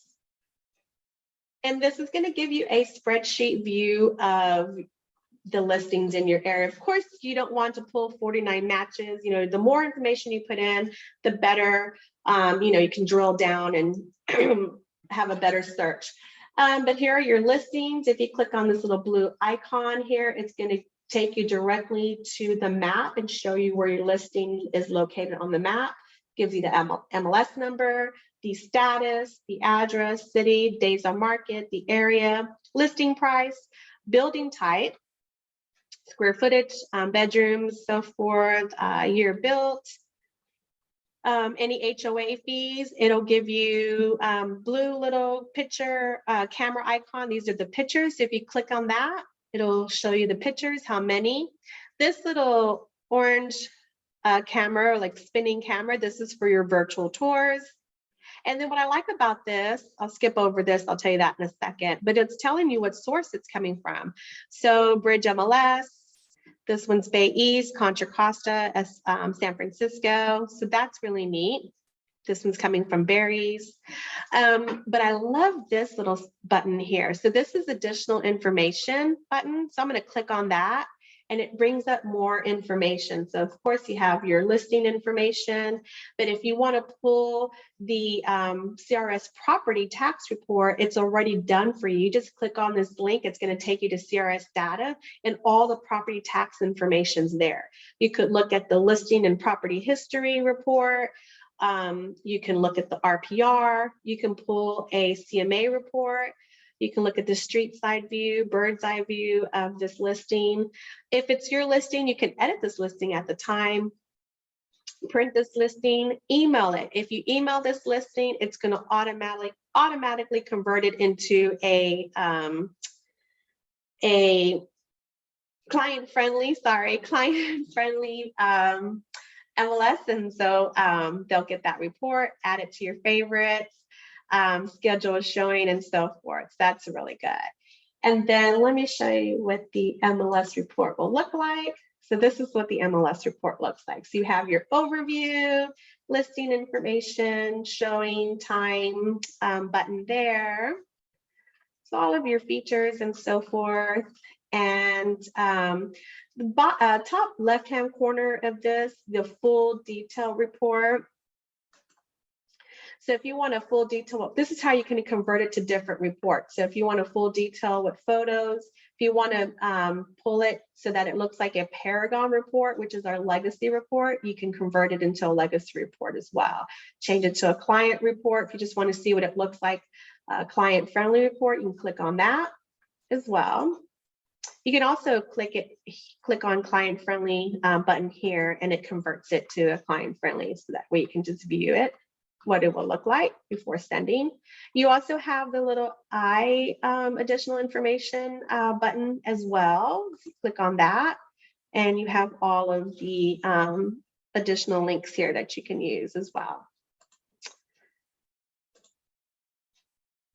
And then at the same time, you can go in and click which ones you want, add it to your favorites here. You can email it. These are going to convert them to a client friendly as well.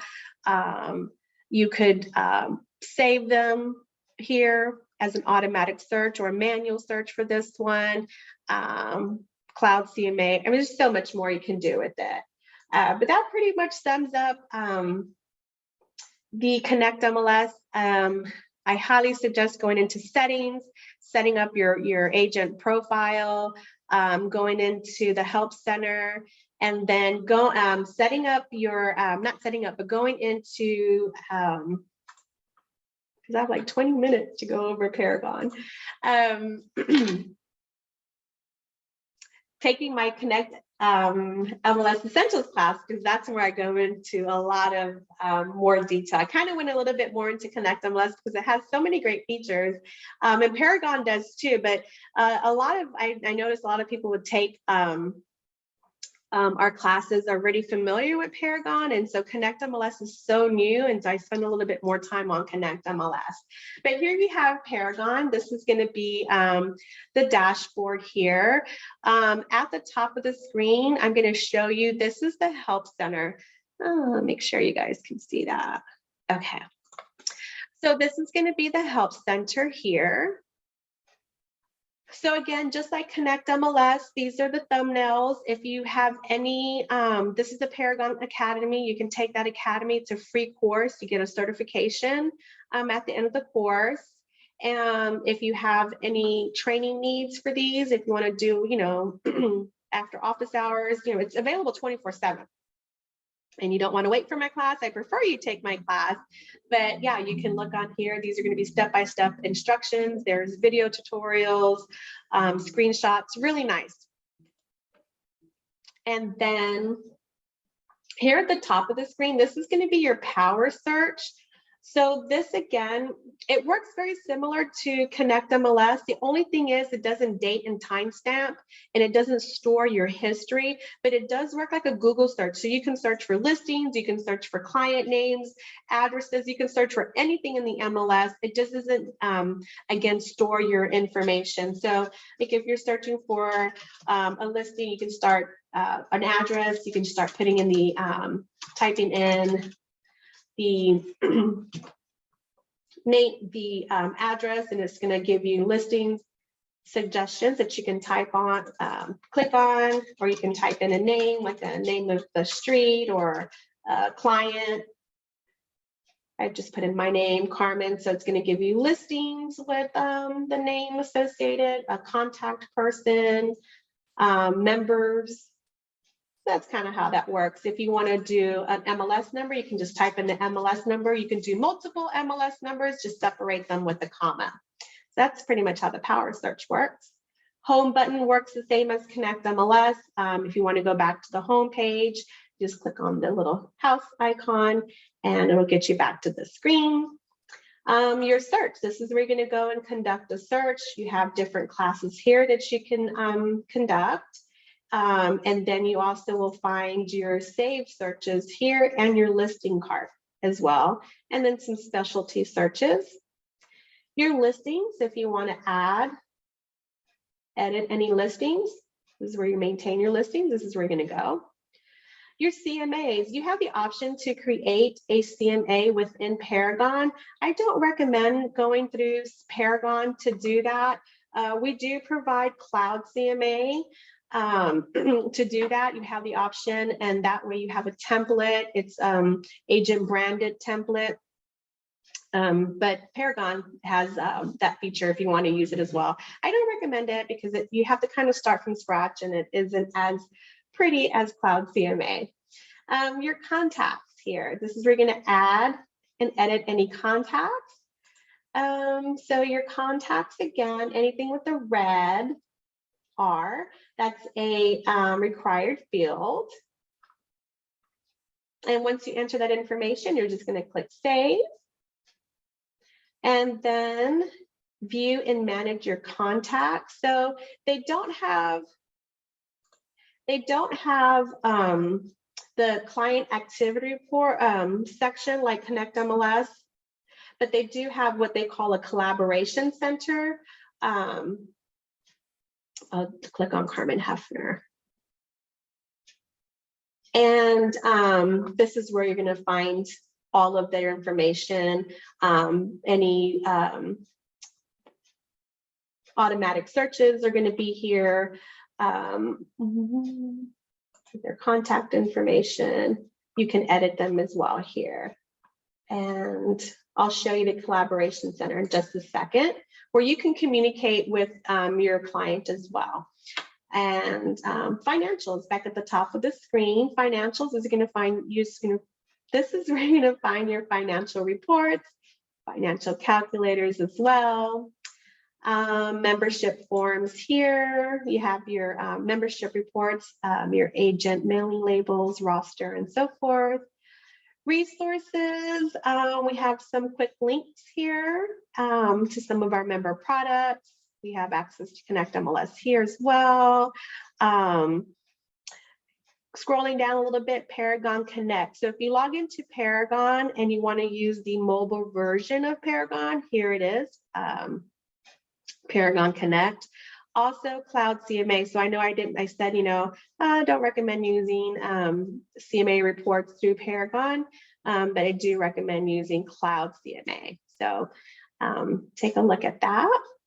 Preferences, here's another key item. So when you're going to go in and customize your Paragon, go to Preferences, and then under Systems, Preference Wizard. Let me make sure you can see that. Okay, this is going to allow you to customize Paragon. It's going to give you step-by-step instructions. So basically, you just click on Start here at the top right-hand corner of this box. Click Start, and it's going to give you step-by-step instructions on how to upload your photo. Then you click Next. Your office logo, your email, assuming your identity. Here is your market monitor. So if you want to go and upload your information for your area, your class and stuff, so that you can do that. Your default search items, if you need to do any default searches, it's all there. Once you're done, it's like 16 steps. Once you're all done, it'll give you the option to save. You save it, and then you have your Paragon all customized. Another thing you need to go in and do under Preferences is go in and do under Systems, right under Preference Wizard is the Collab Center Preference Wizard. So with that, this is where you are going to, this is like the client portal in ConnectMLS. So this is where you are going to do your agent branding. So you're just going to click on Start. And again, you have the option to upload your photo, put your addresses in here, your social media links, and so forth. You just click Next, Next, and Next. It's like 7 pages, and then click Save, and then you have all of your agent branded information in there. So I highly suggest that you do that as well. You're not going to have an admin button. And so again, you have these widgets just like ConnectMLS. You can move them around. Very similar to ConnectMLS, you have your market monitor, just looks a little bit different. It tells you what's new, expired, any price changes, hot list, so forth. You can, under Preference Wizard, go in and customize it, or if you need to make any changes, this little edit widget, top right-hand corner of this box, you click on that. Let me make sure you guys can see it. Yep. You can just go in and either type in this box your class, the type, your area number, or you can just click on this little magnifying glass, and then you can do a search and then click on it and add it, and then save it and customize it as well, just like ConnectMLS. It's very simple, works the same way, and then click on Save. If you need to go back, so right now I have mine set at 1 day to refresh every day, but if you need to go back, you can go back as far as 14 days, hit enter or refresh, and then it's going to tell you in your market what's happened in the past 14 days there. You have your showing time widgets here, and then your contact activity. This is your collaboration center. So if you have any contact, any automatic searches going for your client, you're going to find that information here. You have a legend here that's going to tell you any favorite, any possible, any rejects from your automatic searches, any comments, any searches, your seller's information, all. I don't have any right now in Paragon, but if I did, you'll see that little information here within this widget. So that's why I said I highly recommend you go in, because if Paragon's going to be your system of choice, go in under Preferences and make sure you go in and do your agent branding under Collaboration Center. Also gives you a nifty little calendar here that you can use to keep yourself organized. Quick search. This is a really neat tool. So if you want to do a quick search and you don't have like all of the information, you just zip the class, the city, your MLS, your area status, bath and bedrooms, price range, high and low, and then click search. It's going to give you all the information, which is really great. So this is where you can do a really quick search instead of, you know, the big thorough search that I'm going to show you right now. And you have your message center here to the left and any Paragon news. We do have a secondary toolbar here. You have a quick link to ConnectMLS. You have access to CRMLS, your member portal, that area locator. So if you need to look up any area numbers, you have access to my training calendar here. We have instructional videos here. And then your BridgeMLS rules and regulations that's coming up soon.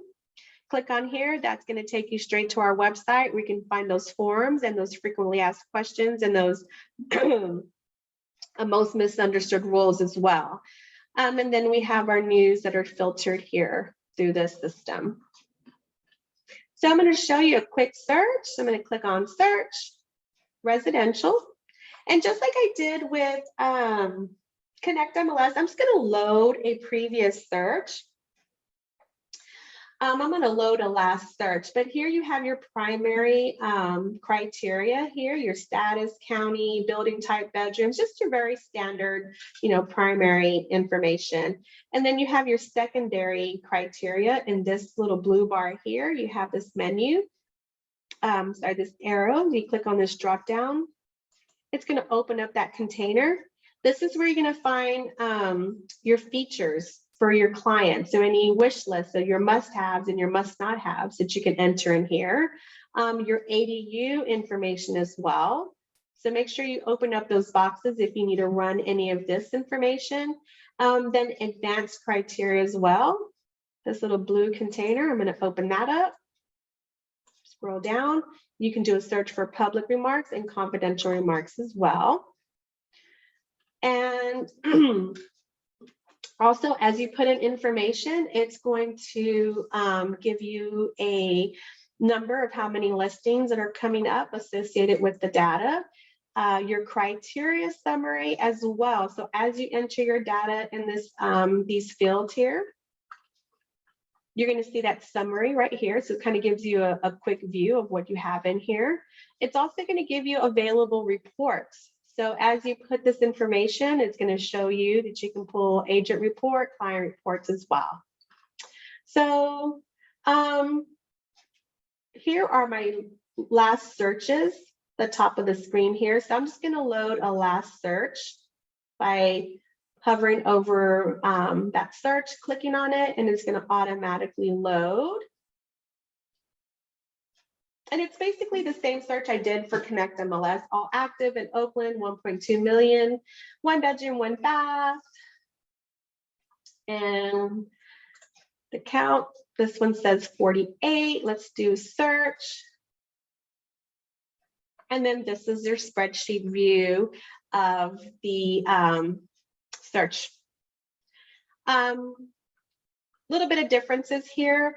You don't have, to the right of the screen, you don't have that information button here. And you don't see which data source it's pulling from as well. Not overly important, you know, it's not a big deal.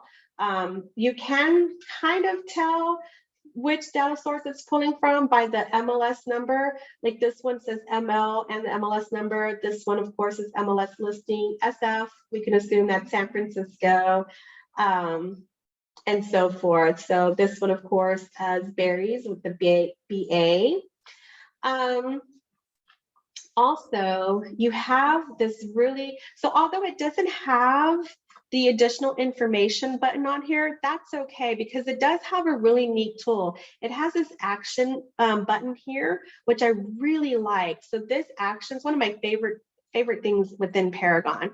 I'm going to click on actions. Oh, I have to select, duh. Let me select an MLS number listing. So I'm going to select the first one just to show you. Click on actions. The actions is like selecting additional information button on ConnectMLS, but it brings up your history, the map. You can pull, this is a flyer that's a ready-made flyer through Cloud CMA, a property report, community reports. This is a quick link to the comparables for that listing, demographics, the property report, disclosures, showing time, your super key settings report. I mean, it has so much. I think this is such a cool button. It's very helpful. Let's go in and look at that MLS report here. So most of you should be familiar with what this report will look like. This is what we call the Agent 2 page. So you have all of your listing information here. You have your pictures. You can scroll through. Right underneath this picture, you have your numbers 1 through 14, and just scroll through. It changes those images out. Your map view, property information, listing information, showing information. Click on this link, schedule showing, if you need to show that one. Public remarks, confidential remarks, your ADU information, and then over to the right of the screen, and we're going to be done. You see this little green button, reports. This is where you can convert this report to a client report here.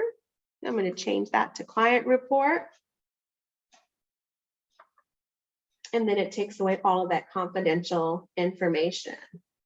You can save it as a PDF. You can save it as a search, save this search for an automatic search here. Here's your PDF. So just make sure that you go in. That's about as much time as I have. I'm gonna let Lynn, she just got here. Okay, well, she's been waiting to be let in. I'm just blabbing away. But in the meantime, please, let me stop sharing my screen here. In the meantime, please join my classes where I can go in more depth. We'll have our mics on. We can ask questions. I can drill down on some of your things that you have questions on, and go in and through ConnectMLS and go into Paragon and go to those help sites. Those are really, really, really great tools. It's exactly how I learned. I learned everything through that, and it was so helpful. So yeah, that's about all my time. So I'm going to go into the chat quietly while Lynn goes through her compliance, her rules and regulations, and answer some questions.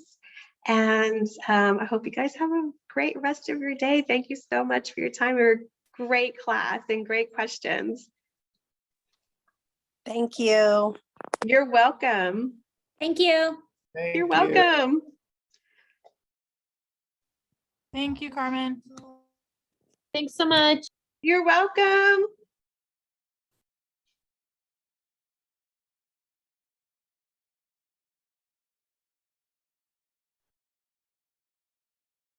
Hi guys, just give me a few minutes. I'm getting some things ready and I will start the class in just a few minutes.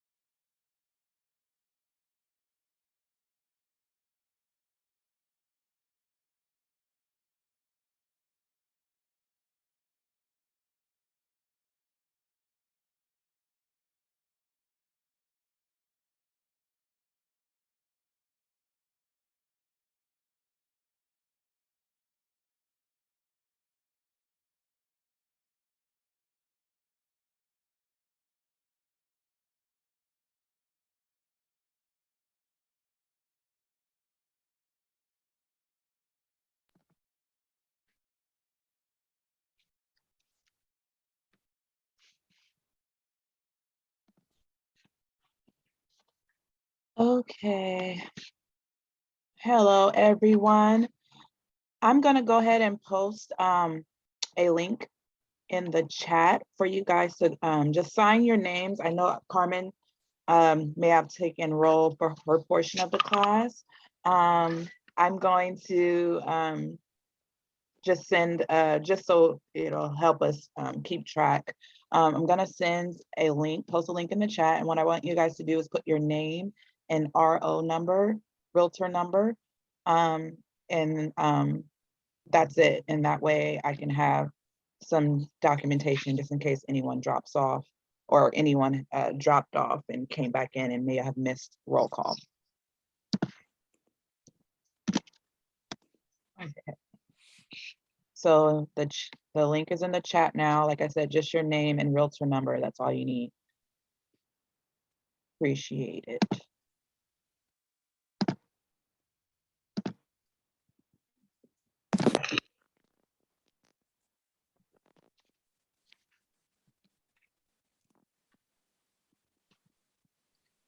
Okay, so this is going to be the rules and regulations portion. I'm going to try to get you guys out of here by 3. So please, if you can, hold all your questions till the end. If you have a question or need me to repeat myself on a slide, just unmute yourself and just say, ask me to repeat that. Don't post any questions any questions in the chat. I'm not going to be able to get through the slides and monitor the chat as well. So just if you have any questions, just hold on to them, write them down, and I will get to them at the end. That way, if those people who don't have questions can go ahead and hop off once we're done. Okay.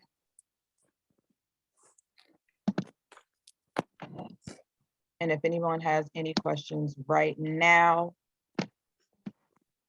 please go ahead and jump in. Otherwise, we're going to get going. Okay. Can everyone see my screen? Yes. Thank Yes. you. All right. Yes. Yes. Okay. So today we're going to talk about why the rules exist. I'm going to give you some information on where some cool links and places to check out for weekly information and for updates. Give you the most common rules that are violated, explain the violations and escalations process. We're going to go over coming soon listings and the MLS clear cooperation policy. So first things first, why do the rules exist? The rules exist so we can make sure that you get compensated properly and that you have a clear expectation of what your compensation will be. We are also here to ensure the information on the MLS is accurate. So we have rules and guidelines. Some may be tedious, some may be seem a little petty or just like, why does that matter? But we have rules in place to make sure that everyone is getting a clean cut and uniform, have a streamlined process and make sure all the information that they receive and that they receive on the MLS is accurate to the best of the agent's knowledge. So if you're putting something on the MLS, you're expected to verify that information, and we are expected to be accurate. Okay, Fong, if you click the link. So I see some of you guys are putting your information in the chat. What I would like is for you to click the link on the forms link that I sent and fill that information there. Is anyone having trouble with that link?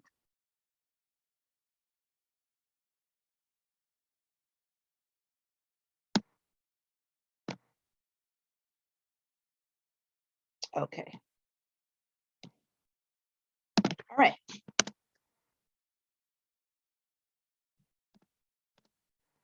Okay, so here are some of the websites that I recommend you guys save to your desktops or your browser and utilize on a daily, if not daily, at least a weekly basis.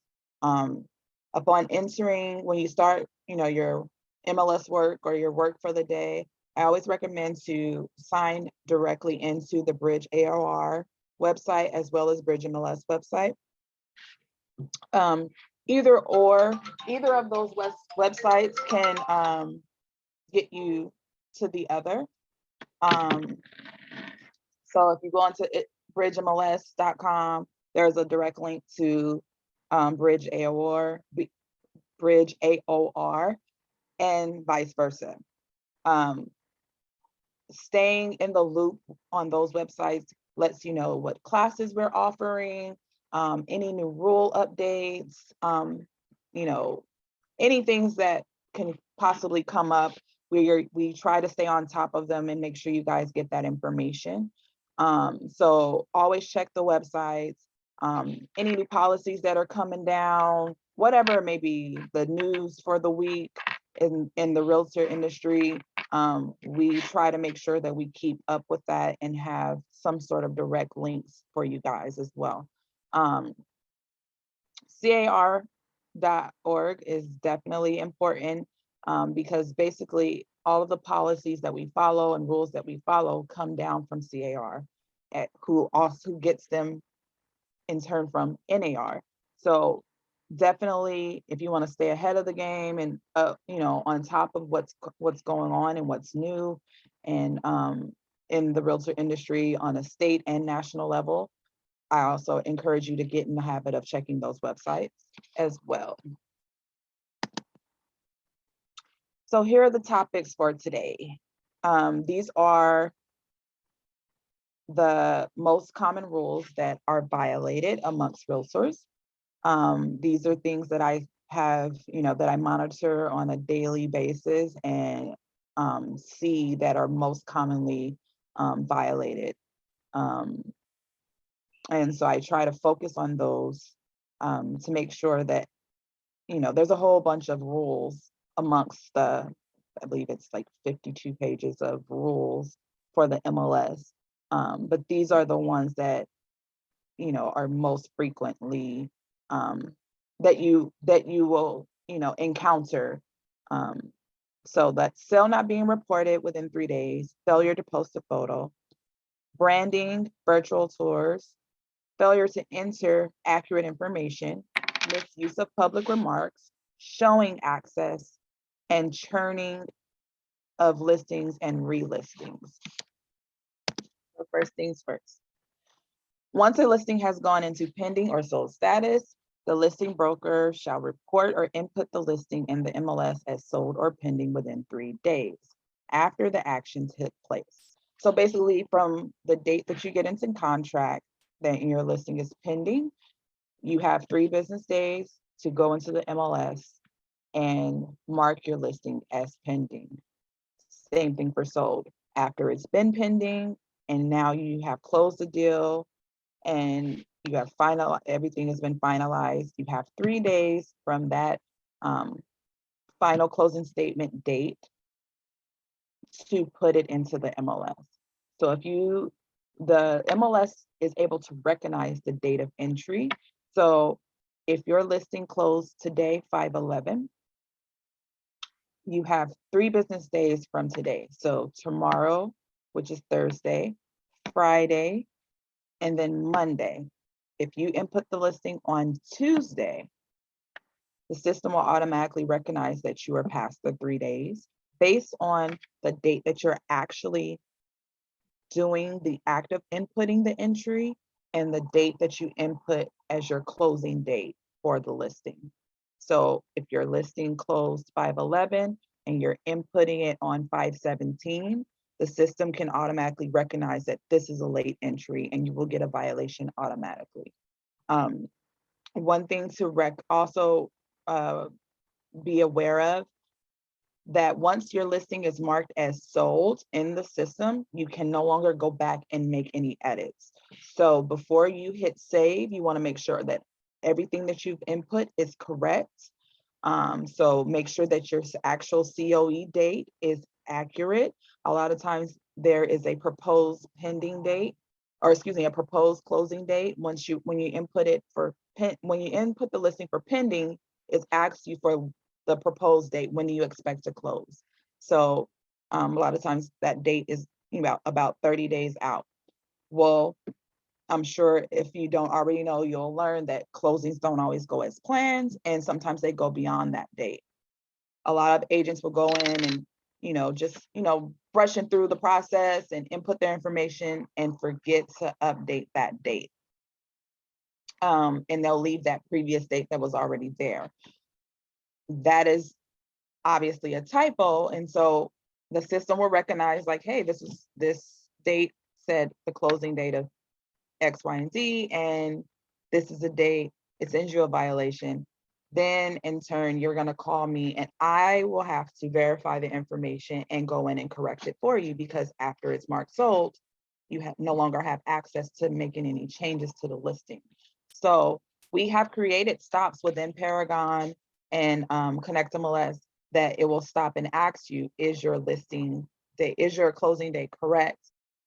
Again, agents tend to speed the process and don't pay attention to what the actual verbiage is saying for you to do, or can't necessarily figure out how to navigate out of that process, and they'll just skip it, and then it's not accurate. So make sure if you get any hard stops within the system, make sure you're reading them. If they don't make sense to you or you don't understand them, don't just bypass them.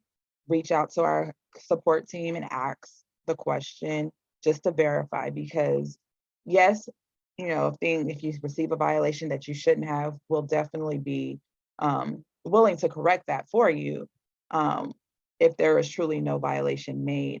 But it just saves everyone a little bit of time if we just take that extra step to make sure we're doing our due diligence when we're updating our listings. So the second part of that is, excuse me, for comps only listings. So for comps only listing means that your listing was sold off market. So it was never on the MLS as an active listing. It was sold off market, but you want to put your listing data onto the MLS so other agents can use that in their market analysis and comparing the data for the market at that current time of the sale. So basically that would mean that once your listing is completely sold and it's done, so again, like I said, using that same example, my listing closed today, 5/11. I'm going into the MLS to input my comparable listing data. So the process is the same as if you're inputting a new listing like you would do in any other on market, off market process. But the trick and the key thing that you need to do, there's two things. When you input the dates, regardless of when your listing agreement was signed, regardless of when your listing went pending, regardless of the date that it's sold, the date that you're going to use for all of those three things is the current date that you're inputting. So say my listing sold today and I go in on Friday the 13th, and Friday the 13th. I go on Friday the 13th and I'm inputting my listing into the MLS as a comps only. I'm going to put the listing date as 5/13. I'm going to put the pending date as 5/13, and I'm going to put the closing date as 5/13. What that tells the system and tells us that this is not in violation because it was a for comps only listing. The second thing you're going to do is in your confidential remarks is put the verbiage for comp purposes only. Those two things are necessary. I won't necessarily pursue a strong violation if you forget to do one or the other, as long as you can provide documentation that that is the case. So say you forget to enter the dates correctly, and this is a for comps only. Say you input the actual dates and you receive a violation. Then you contact me and say, hey, I got this violation, but this was a for comps only listing. I will then ask you for your documentation, which will be what is called an SELM agreement, stating that the seller authorized this listing to be off market for the entire listing period. Once you send me that, then we will go in on our end, make the corrections to those dates, and reverse that violation. As I stated before, yes, we are willing to help and make any corrections that are necessary if there is no true violation that was committed and it's strictly typo and error. However, to save your time and my time, let's do our due diligence and make sure that we get it right the first time and don't have to do that. But we are definitely willing to help you in those cases that we miss it. Everyone has moments and we're human, things happen. So that's that on comps only listing. Now I mentioned the SELM agreement. I will mention that multiple times throughout this presentation as it has multiple functions within your MLS. So moving on. So failure to post a photo. Pretty sure if you're entering your listing on the MLS, at least one photo of the front of the property has to be on the MLS, on the listing within 1 business day of it being input into the system. So say if you input your listing today and you don't have photos ready, by tomorrow, there needs to be at least 1 photo, and that 1 photo has to be the front exterior of the property. So if you have like professional photos that you plan to have taken, then you would need to, and you maybe that date hasn't come, but you're ready to put your listing on the MLS, then you're gonna have to go with your camera phone, your you know, Polaroid, whatever kind of camera you use, and go to that property and just snap a quick photo of the front of it and upload that into the MLS. Once you get your professional photos, you can go in and add them and update them and remove what's, you know, the old ones or keep them, whatever you choose to do. So key thing, if there's only 1 photo, it has to be the front of the property. If there's multiple photos, at least one of those multiple photos has to be the front of the property. In either scenario, whether it's 1 photo or 50 photos, the 1 photo has to be included of the front of the property. So if you only have the 1, that 1 only photo has to be the front of the property, not the backyard, not the side of the house, not the beautiful garden, whatever the case may be that you think is the highlight feature of that place. That has to be the 1 photo, if it's only 1, has to be the front of the photo of the property. Second part, if you want to use photos from a previous listing from another agent, you have to get permission in order to use those photos. You are not allowed just to right click on those photos and save them to your desktop and upload them to your listing without permission. A lot of the times the listing, especially in this market, the listing that you may have has possibly been listed numerous times before in the last decade or however many years. And it's very understandable if, you know, not much has changed with the property. Sometimes the photos, you know, maybe they had, you know, professional photos taken and they look good and they look better than the one you took on your camera phone. That's totally understandable. But if you want to use those photos, you just have to send an email. And if you're looking at the listing on the system or anywhere else and you see that, you know, same property, 9 times out of 10, that agent's information is attached to whatever you're looking at. And you can just simply shoot them an email, letting them know, hey, I'm relisting this property that you sold a couple years ago. Can I use your photo? If you have trouble getting a response from them, just reach out to us and we'll help you reach out to them. But we don't want a situation where that agent is coming upon your listing and then they're reporting it to us stating that this person is using my photos without permission.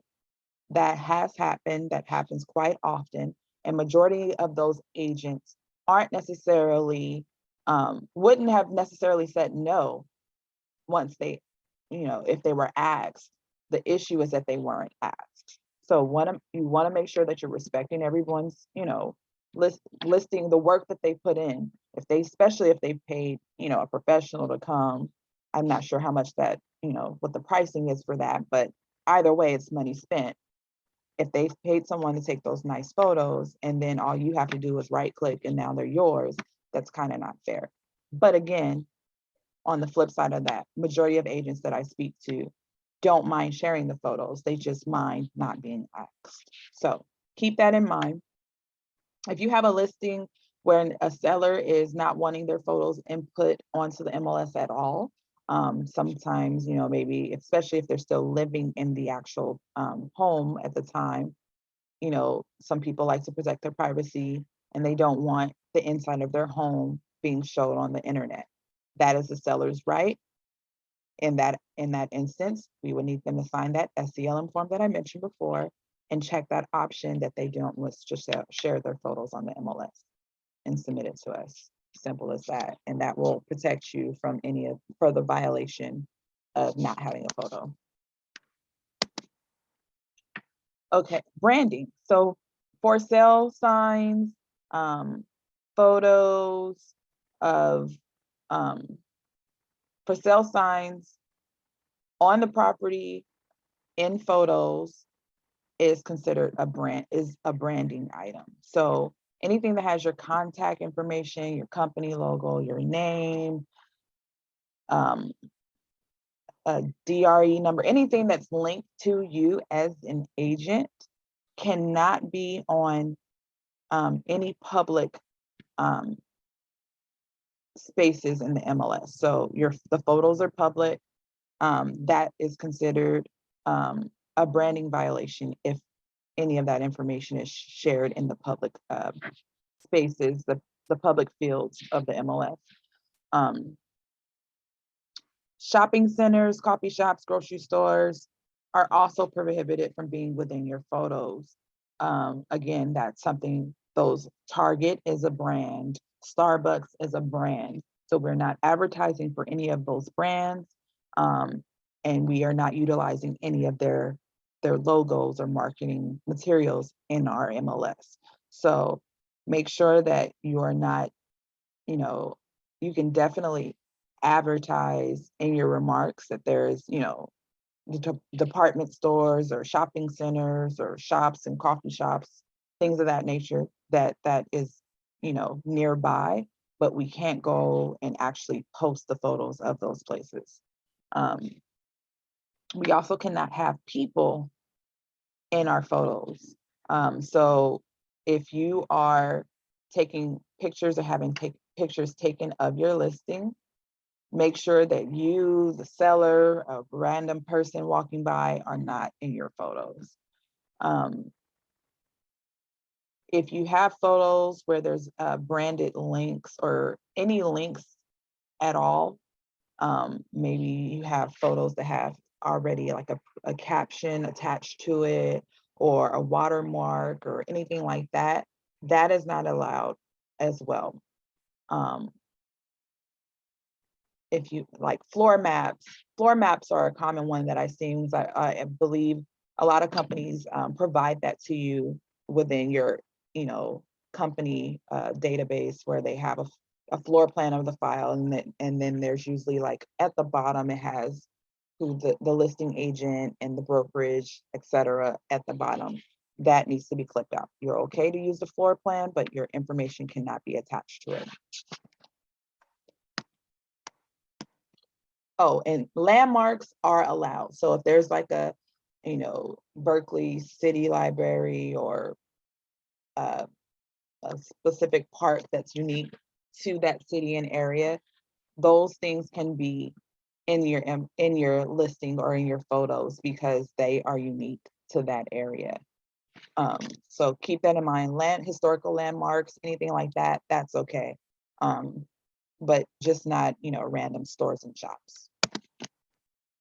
So when it comes to your branded media link, or unbranded media link, there is an area here where you put those designated links. So if you have a link that goes to like, you know, a Matterport link where it just shows like a 3D of your listing or just photos in general, but no contact information, no, we don't want any, I saw one the other day where there was no contact information in any of the photos that they had attached to the link. But at the end, they had an option that said, please submit your name and email if you have questions on this listing. The point of this whole thing is another reason why we have the MLS is because basically you have a buyer's agent and you have a listing agent. If I'm a buyer and I have a buyer's agent and I'm able to go straight to that listing agent to get information about the property, there is no point for the buyer's agent. So we want to make sure we keep the lines of communication, and you know, we are all cooperating within this MLS system, so everyone is getting their fair, their fair share. So if you as a listing agent have a link where you can contact a buyer who may already have a buyer's agent that they're working with, it kind of blurs the lines of how the transaction will go. So we want to make sure if you have branded links, anything that can connect you to that potential buyer and yourself outside of their buyer's agent, that goes in the branded portion. If you have a link where there's none of that, there's just strictly information about the property, there's no contact, no other, information on that, that goes in the unbranded field. So make sure you're copy and pasting the right links in the appropriate fields. Failure to post accurate information. If you don't know it to be true, do not post the information on the MLS. Very straightforward. All listings input into the MLS shall be complete in every detail as specified on the property profile sheet, including full gross listing price, listing expiration date, etc. Listings that are incomplete shall be ineligible for publication on the MLS and subject to immediate removal. A participant or subscriber is required to correct inaccurate data or information within 2 days after being notified of the inaccuracies by the MLS. So, say you choose square footage, for example.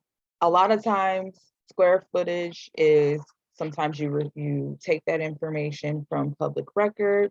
Sometimes you take it from the contractor or the person the architect or whoever designed the place. Sometimes it's actually measured.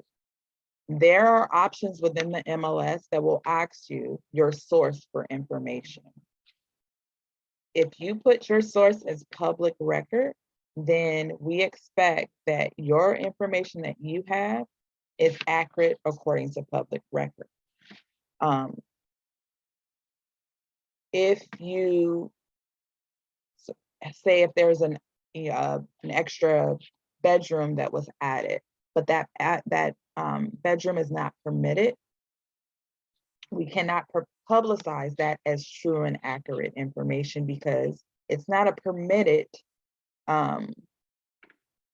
space or part of the dwelling. So it's not really a guarantee that it can maintain amongst the property.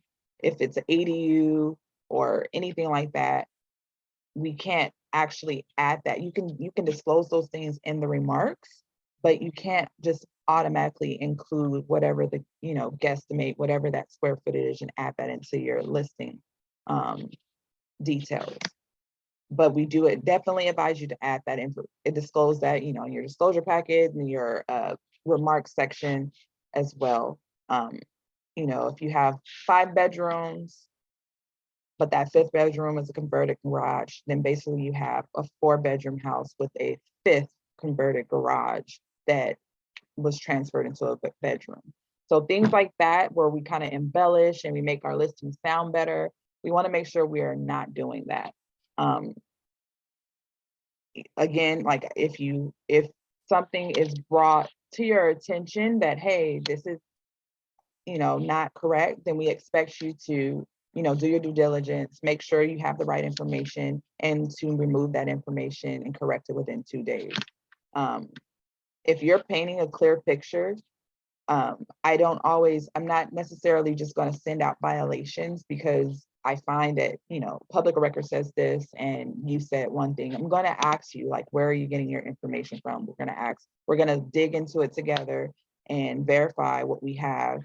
And as long as I find that, you were doing the best to your knowledge of what was correct in the MLS, we can work around that. But we want to make sure that for you and for your fellow agents that we are providing accurate information. I mean, imagine that, you're the buyer's agent in the situation. You take someone to show a property and they advertised it one way, or they said it was one thing, and you get there and that's not what it is. So that will be, a major waste of your time. It looks back to your client. It looks like you might have not did your correct, investigations or, research as to what they wanted. And it's just not good for anyone involved in that transaction. So make sure you're putting the accurate information in all the required fields. Do not bypass. Sometimes people like to, I'm not sure the square footage, let me just hit 000 and bypass that. That throws off the data. So if I'm searching for a listing and your goal was to have your listing on the MLS, and I'm searching for a list for properties, I'm not putting in a square footage of 000. So basically that does no service to you for making sure that your listing comes up as accurate. So you want to make sure that you're putting the correct information.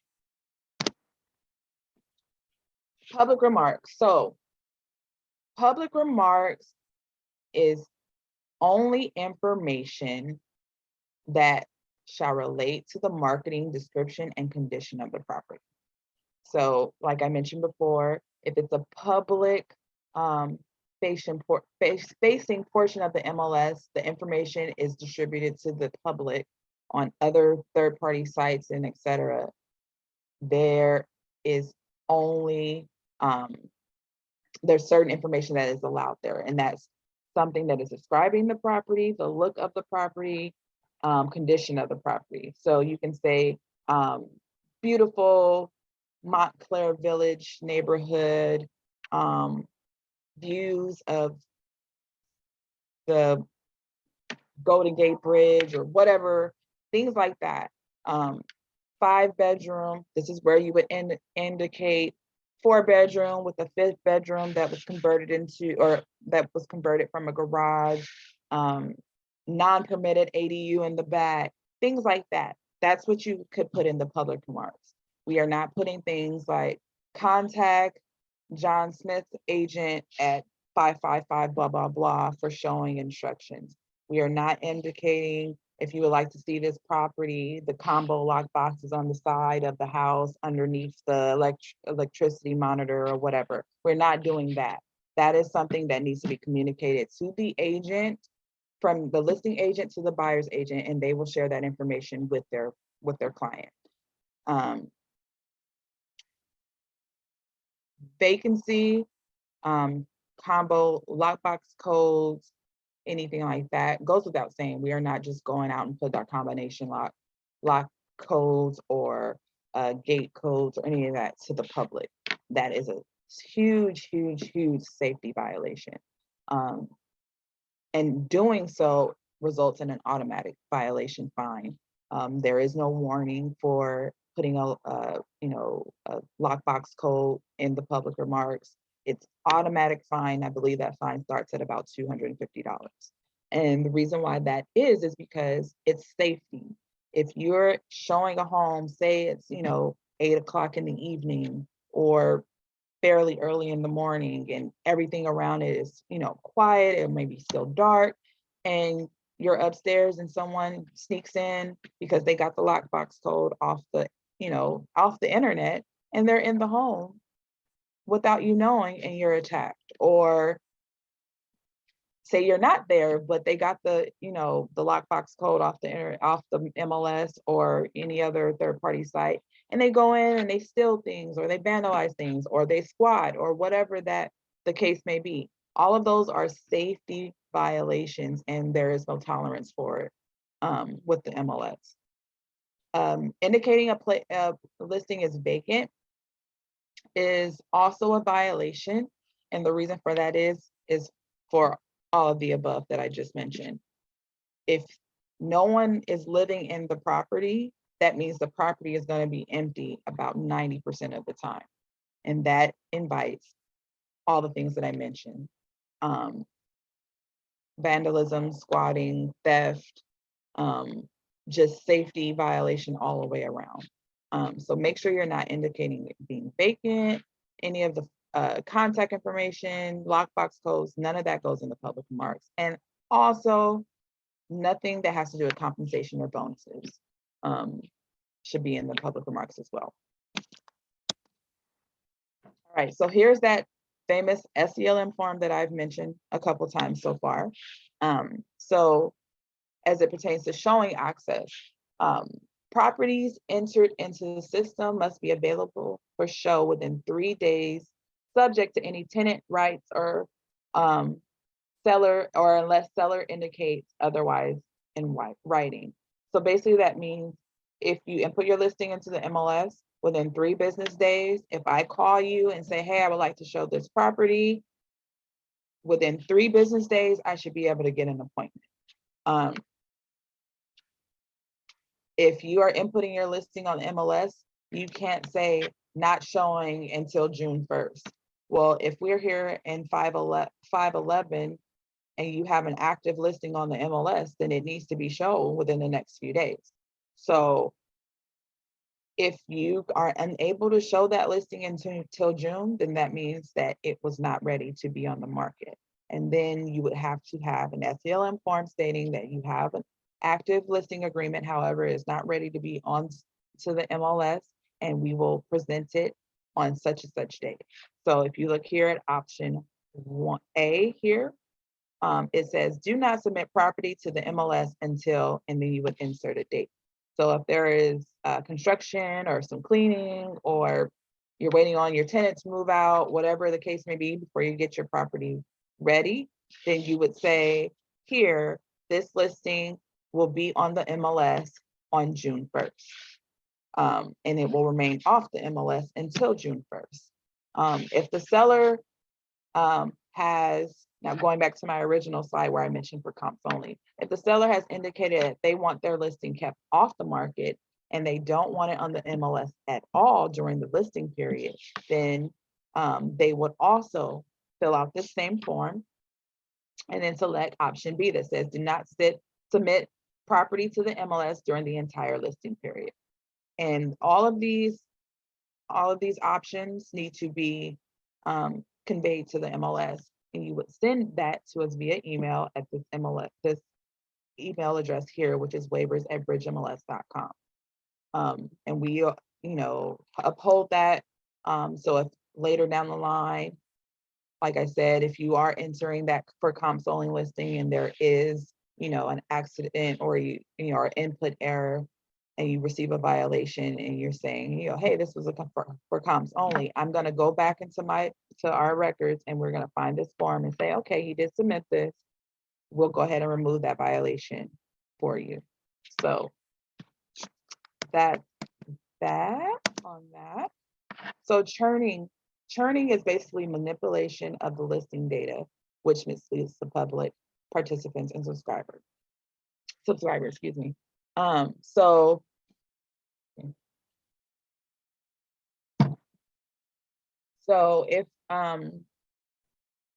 if you are inputting your listing and say it's been on the MLS for about a week, and you haven't gotten the response that you want, sometimes agents will take it upon themselves and say, hey, maybe if I take it off and re-input it so it shows up as new again, people will now see it. That's considered manipulation of the data.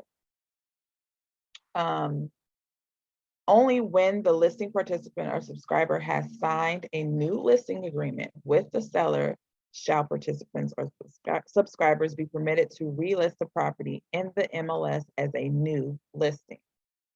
Only when a property has been off the market for a full 30 days, 30 plus days, and I'll explain the plus in a second. 30 plus days will the days on the listing, days on market for the listing start at 0.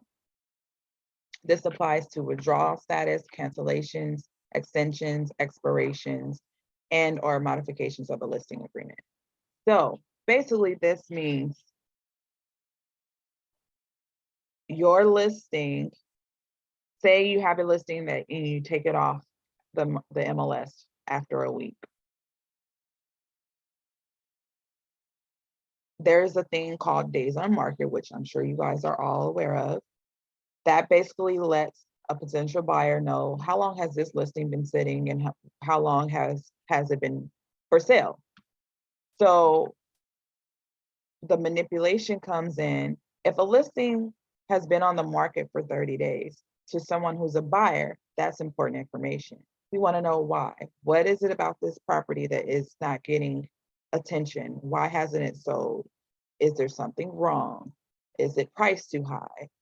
Whatever the case may be, that's something that is important to know from a buyer's perspective.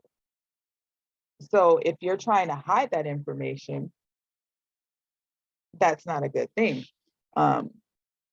So basically, if you take that listing off, the idea would be the days on market starts over at 0.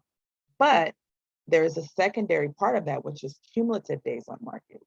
So while your listing might be showing as new and it may say days on market as 1, the cumulative days will still be recording.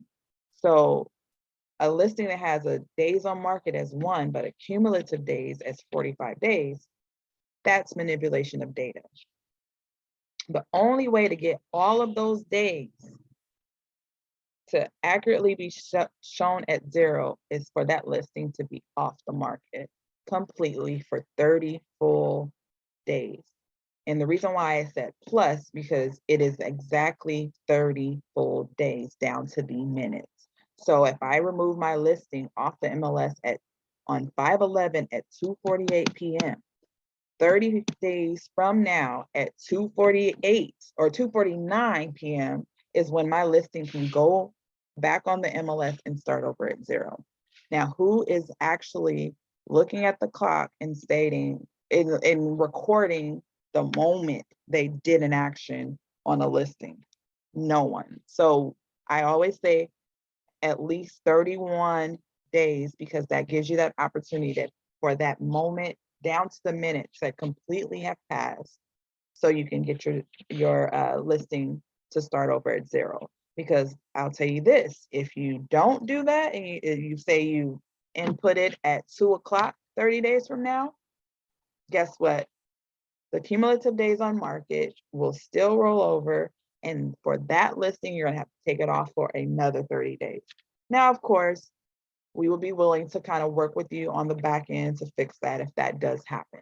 But as I keep saying before, to save your time, to save our time, save a headache, just make sure you wait the full 31 days, no harm, no foul, smooth sailing, streamlined process. You don't want to have to call us and have us to do something extra, and you have to do an extra step to call us and correct all of that. So yes, that's churning. Oops. So violations and escalations. When you receive a violation, more than likely you're going to receive a courtesy warning first, with the exception of the security violations that I mentioned as far as like putting the gate codes and lock codes in the public remarks. Those ones are straight automatic violation and fine. But if you receive a violation, you will first receive a courtesy notice, with the exception of what I just mentioned. This notice is just a one-time warning advising you of the details of the rule and violation. There is no fine attached to a courtesy notice. If there is any correction to be made, you will have 24 hours. Some of them will give you about 2 or 48 hours, excuse me. But you'll have 24 hours from the date of the notice to make the correction. If the correction is not made, the violation can escalate to an actual fine being assessed on your account.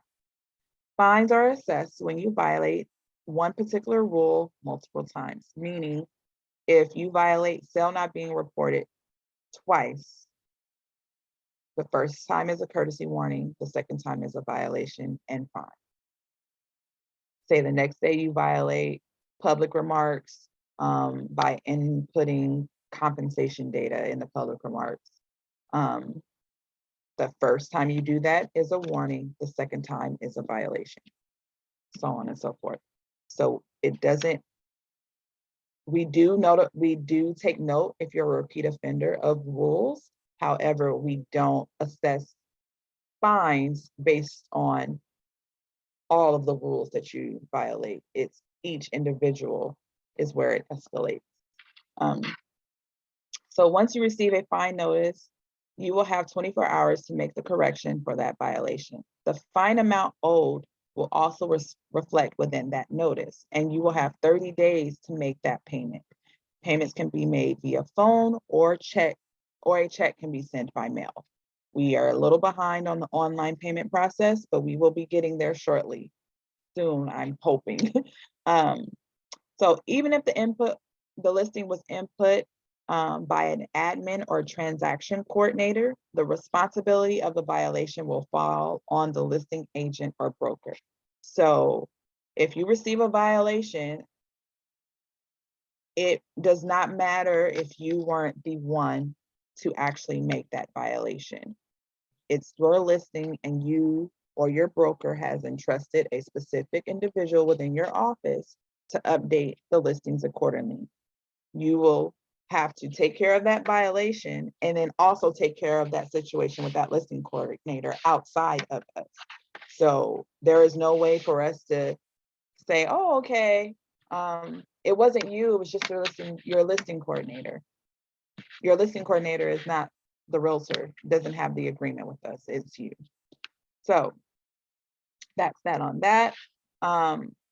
If you receive a violation for not reporting a sale within 3 days, that is the one violation that typically does not have the option to correct. And the reason that is because it has to do with actual date and times of action. So if your listing closed on 5/11 and you input the listing, update the listing on 5/17 and you receive a violation, what can you possibly do to correct that? There's nothing you can do to change the fact that it actually closed on 5/11. And there's nothing you can do to change the fact that you didn't input it until 5/17. So there is no correction. You can't go back in time, you can't go forward in time. The action happened, the violation will stand. If it is a case where you actually input the wrong date, that is something that we require that you correct. Sorry, guys, I have another meeting coming up in a second. But yeah, that is an action that you can correct, and by calling us and stating, hey, my input, the date that I input was incorrect, can we correct it? So that's the only area where that particular violation can have a correction. Okay, so here's a couple of examples of what an actual fine notice looks like. All of the notices are the same in verbiage. So they will all say the same exact thing, no matter what the violation is. In this area here, this is where it will show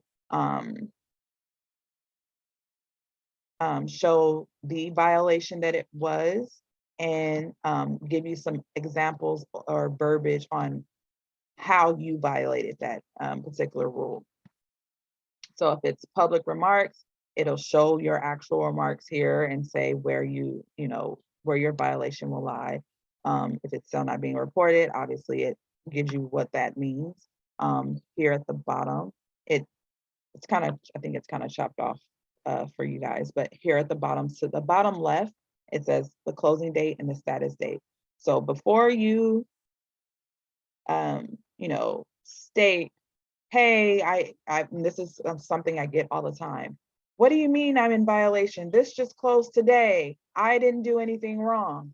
Okay, before you get to the point where you're calling me to state that, look here at this date. If these dates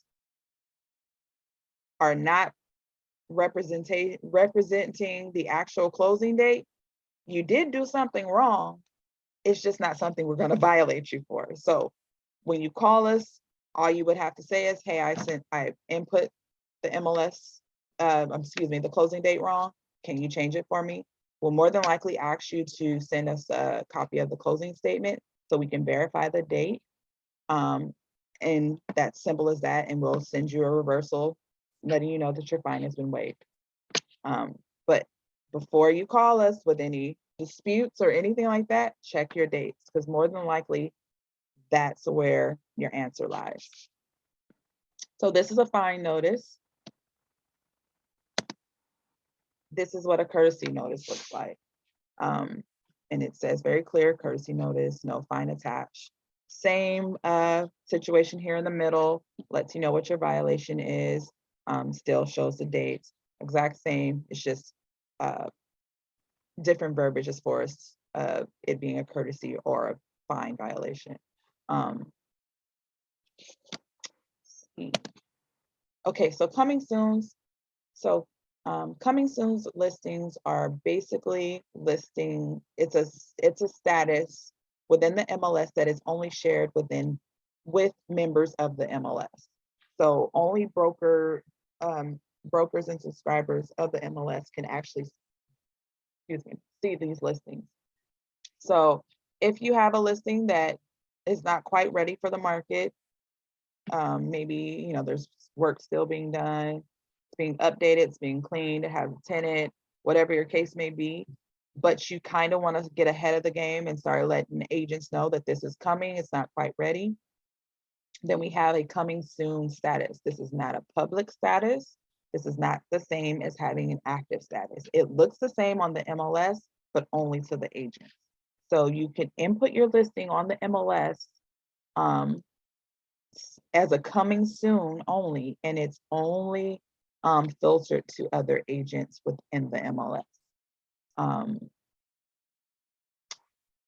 In this case, you would also still need that SCLM form signed stating my listing will be on the MLS at whichever date that may be.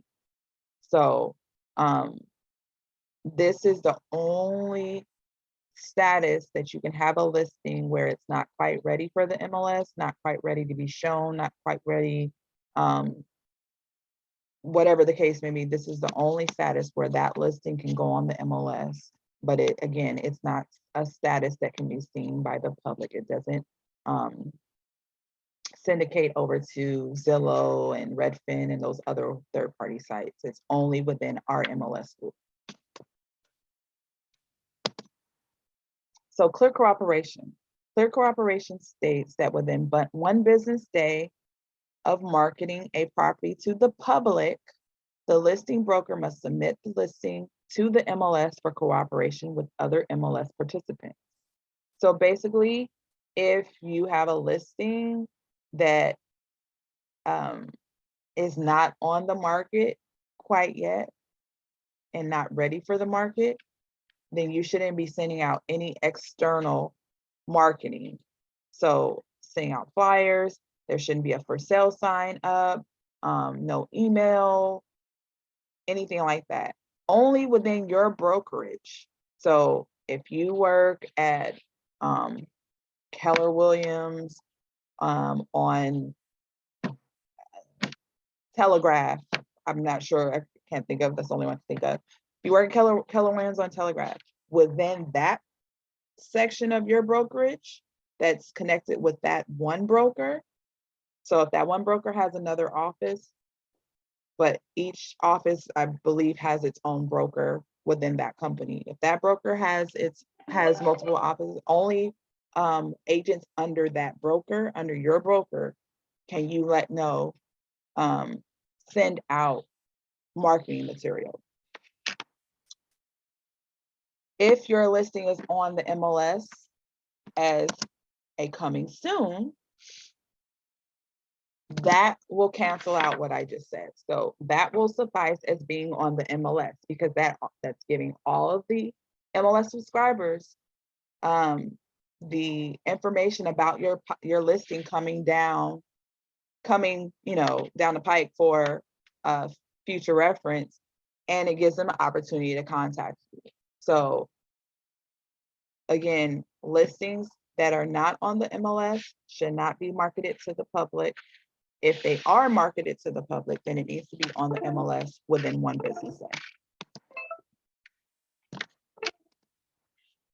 Okay, so that is my time. If you guys have any questions, now would be the time to ask. If you do not have any questions, that concludes this portion of the rules and regulations, and you are free to hop off whenever you're ready. Please make sure that you have signed that, the roll sheet that I posted. I'll post it here again for anyone who has missed it. But again, this is the open portion for you guys to ask questions. If not, it's been real. Good luck to you all. Thank you. Thank you. Thank you. Thank No you. problem. Thanks, guys. Thank you. You're welcome.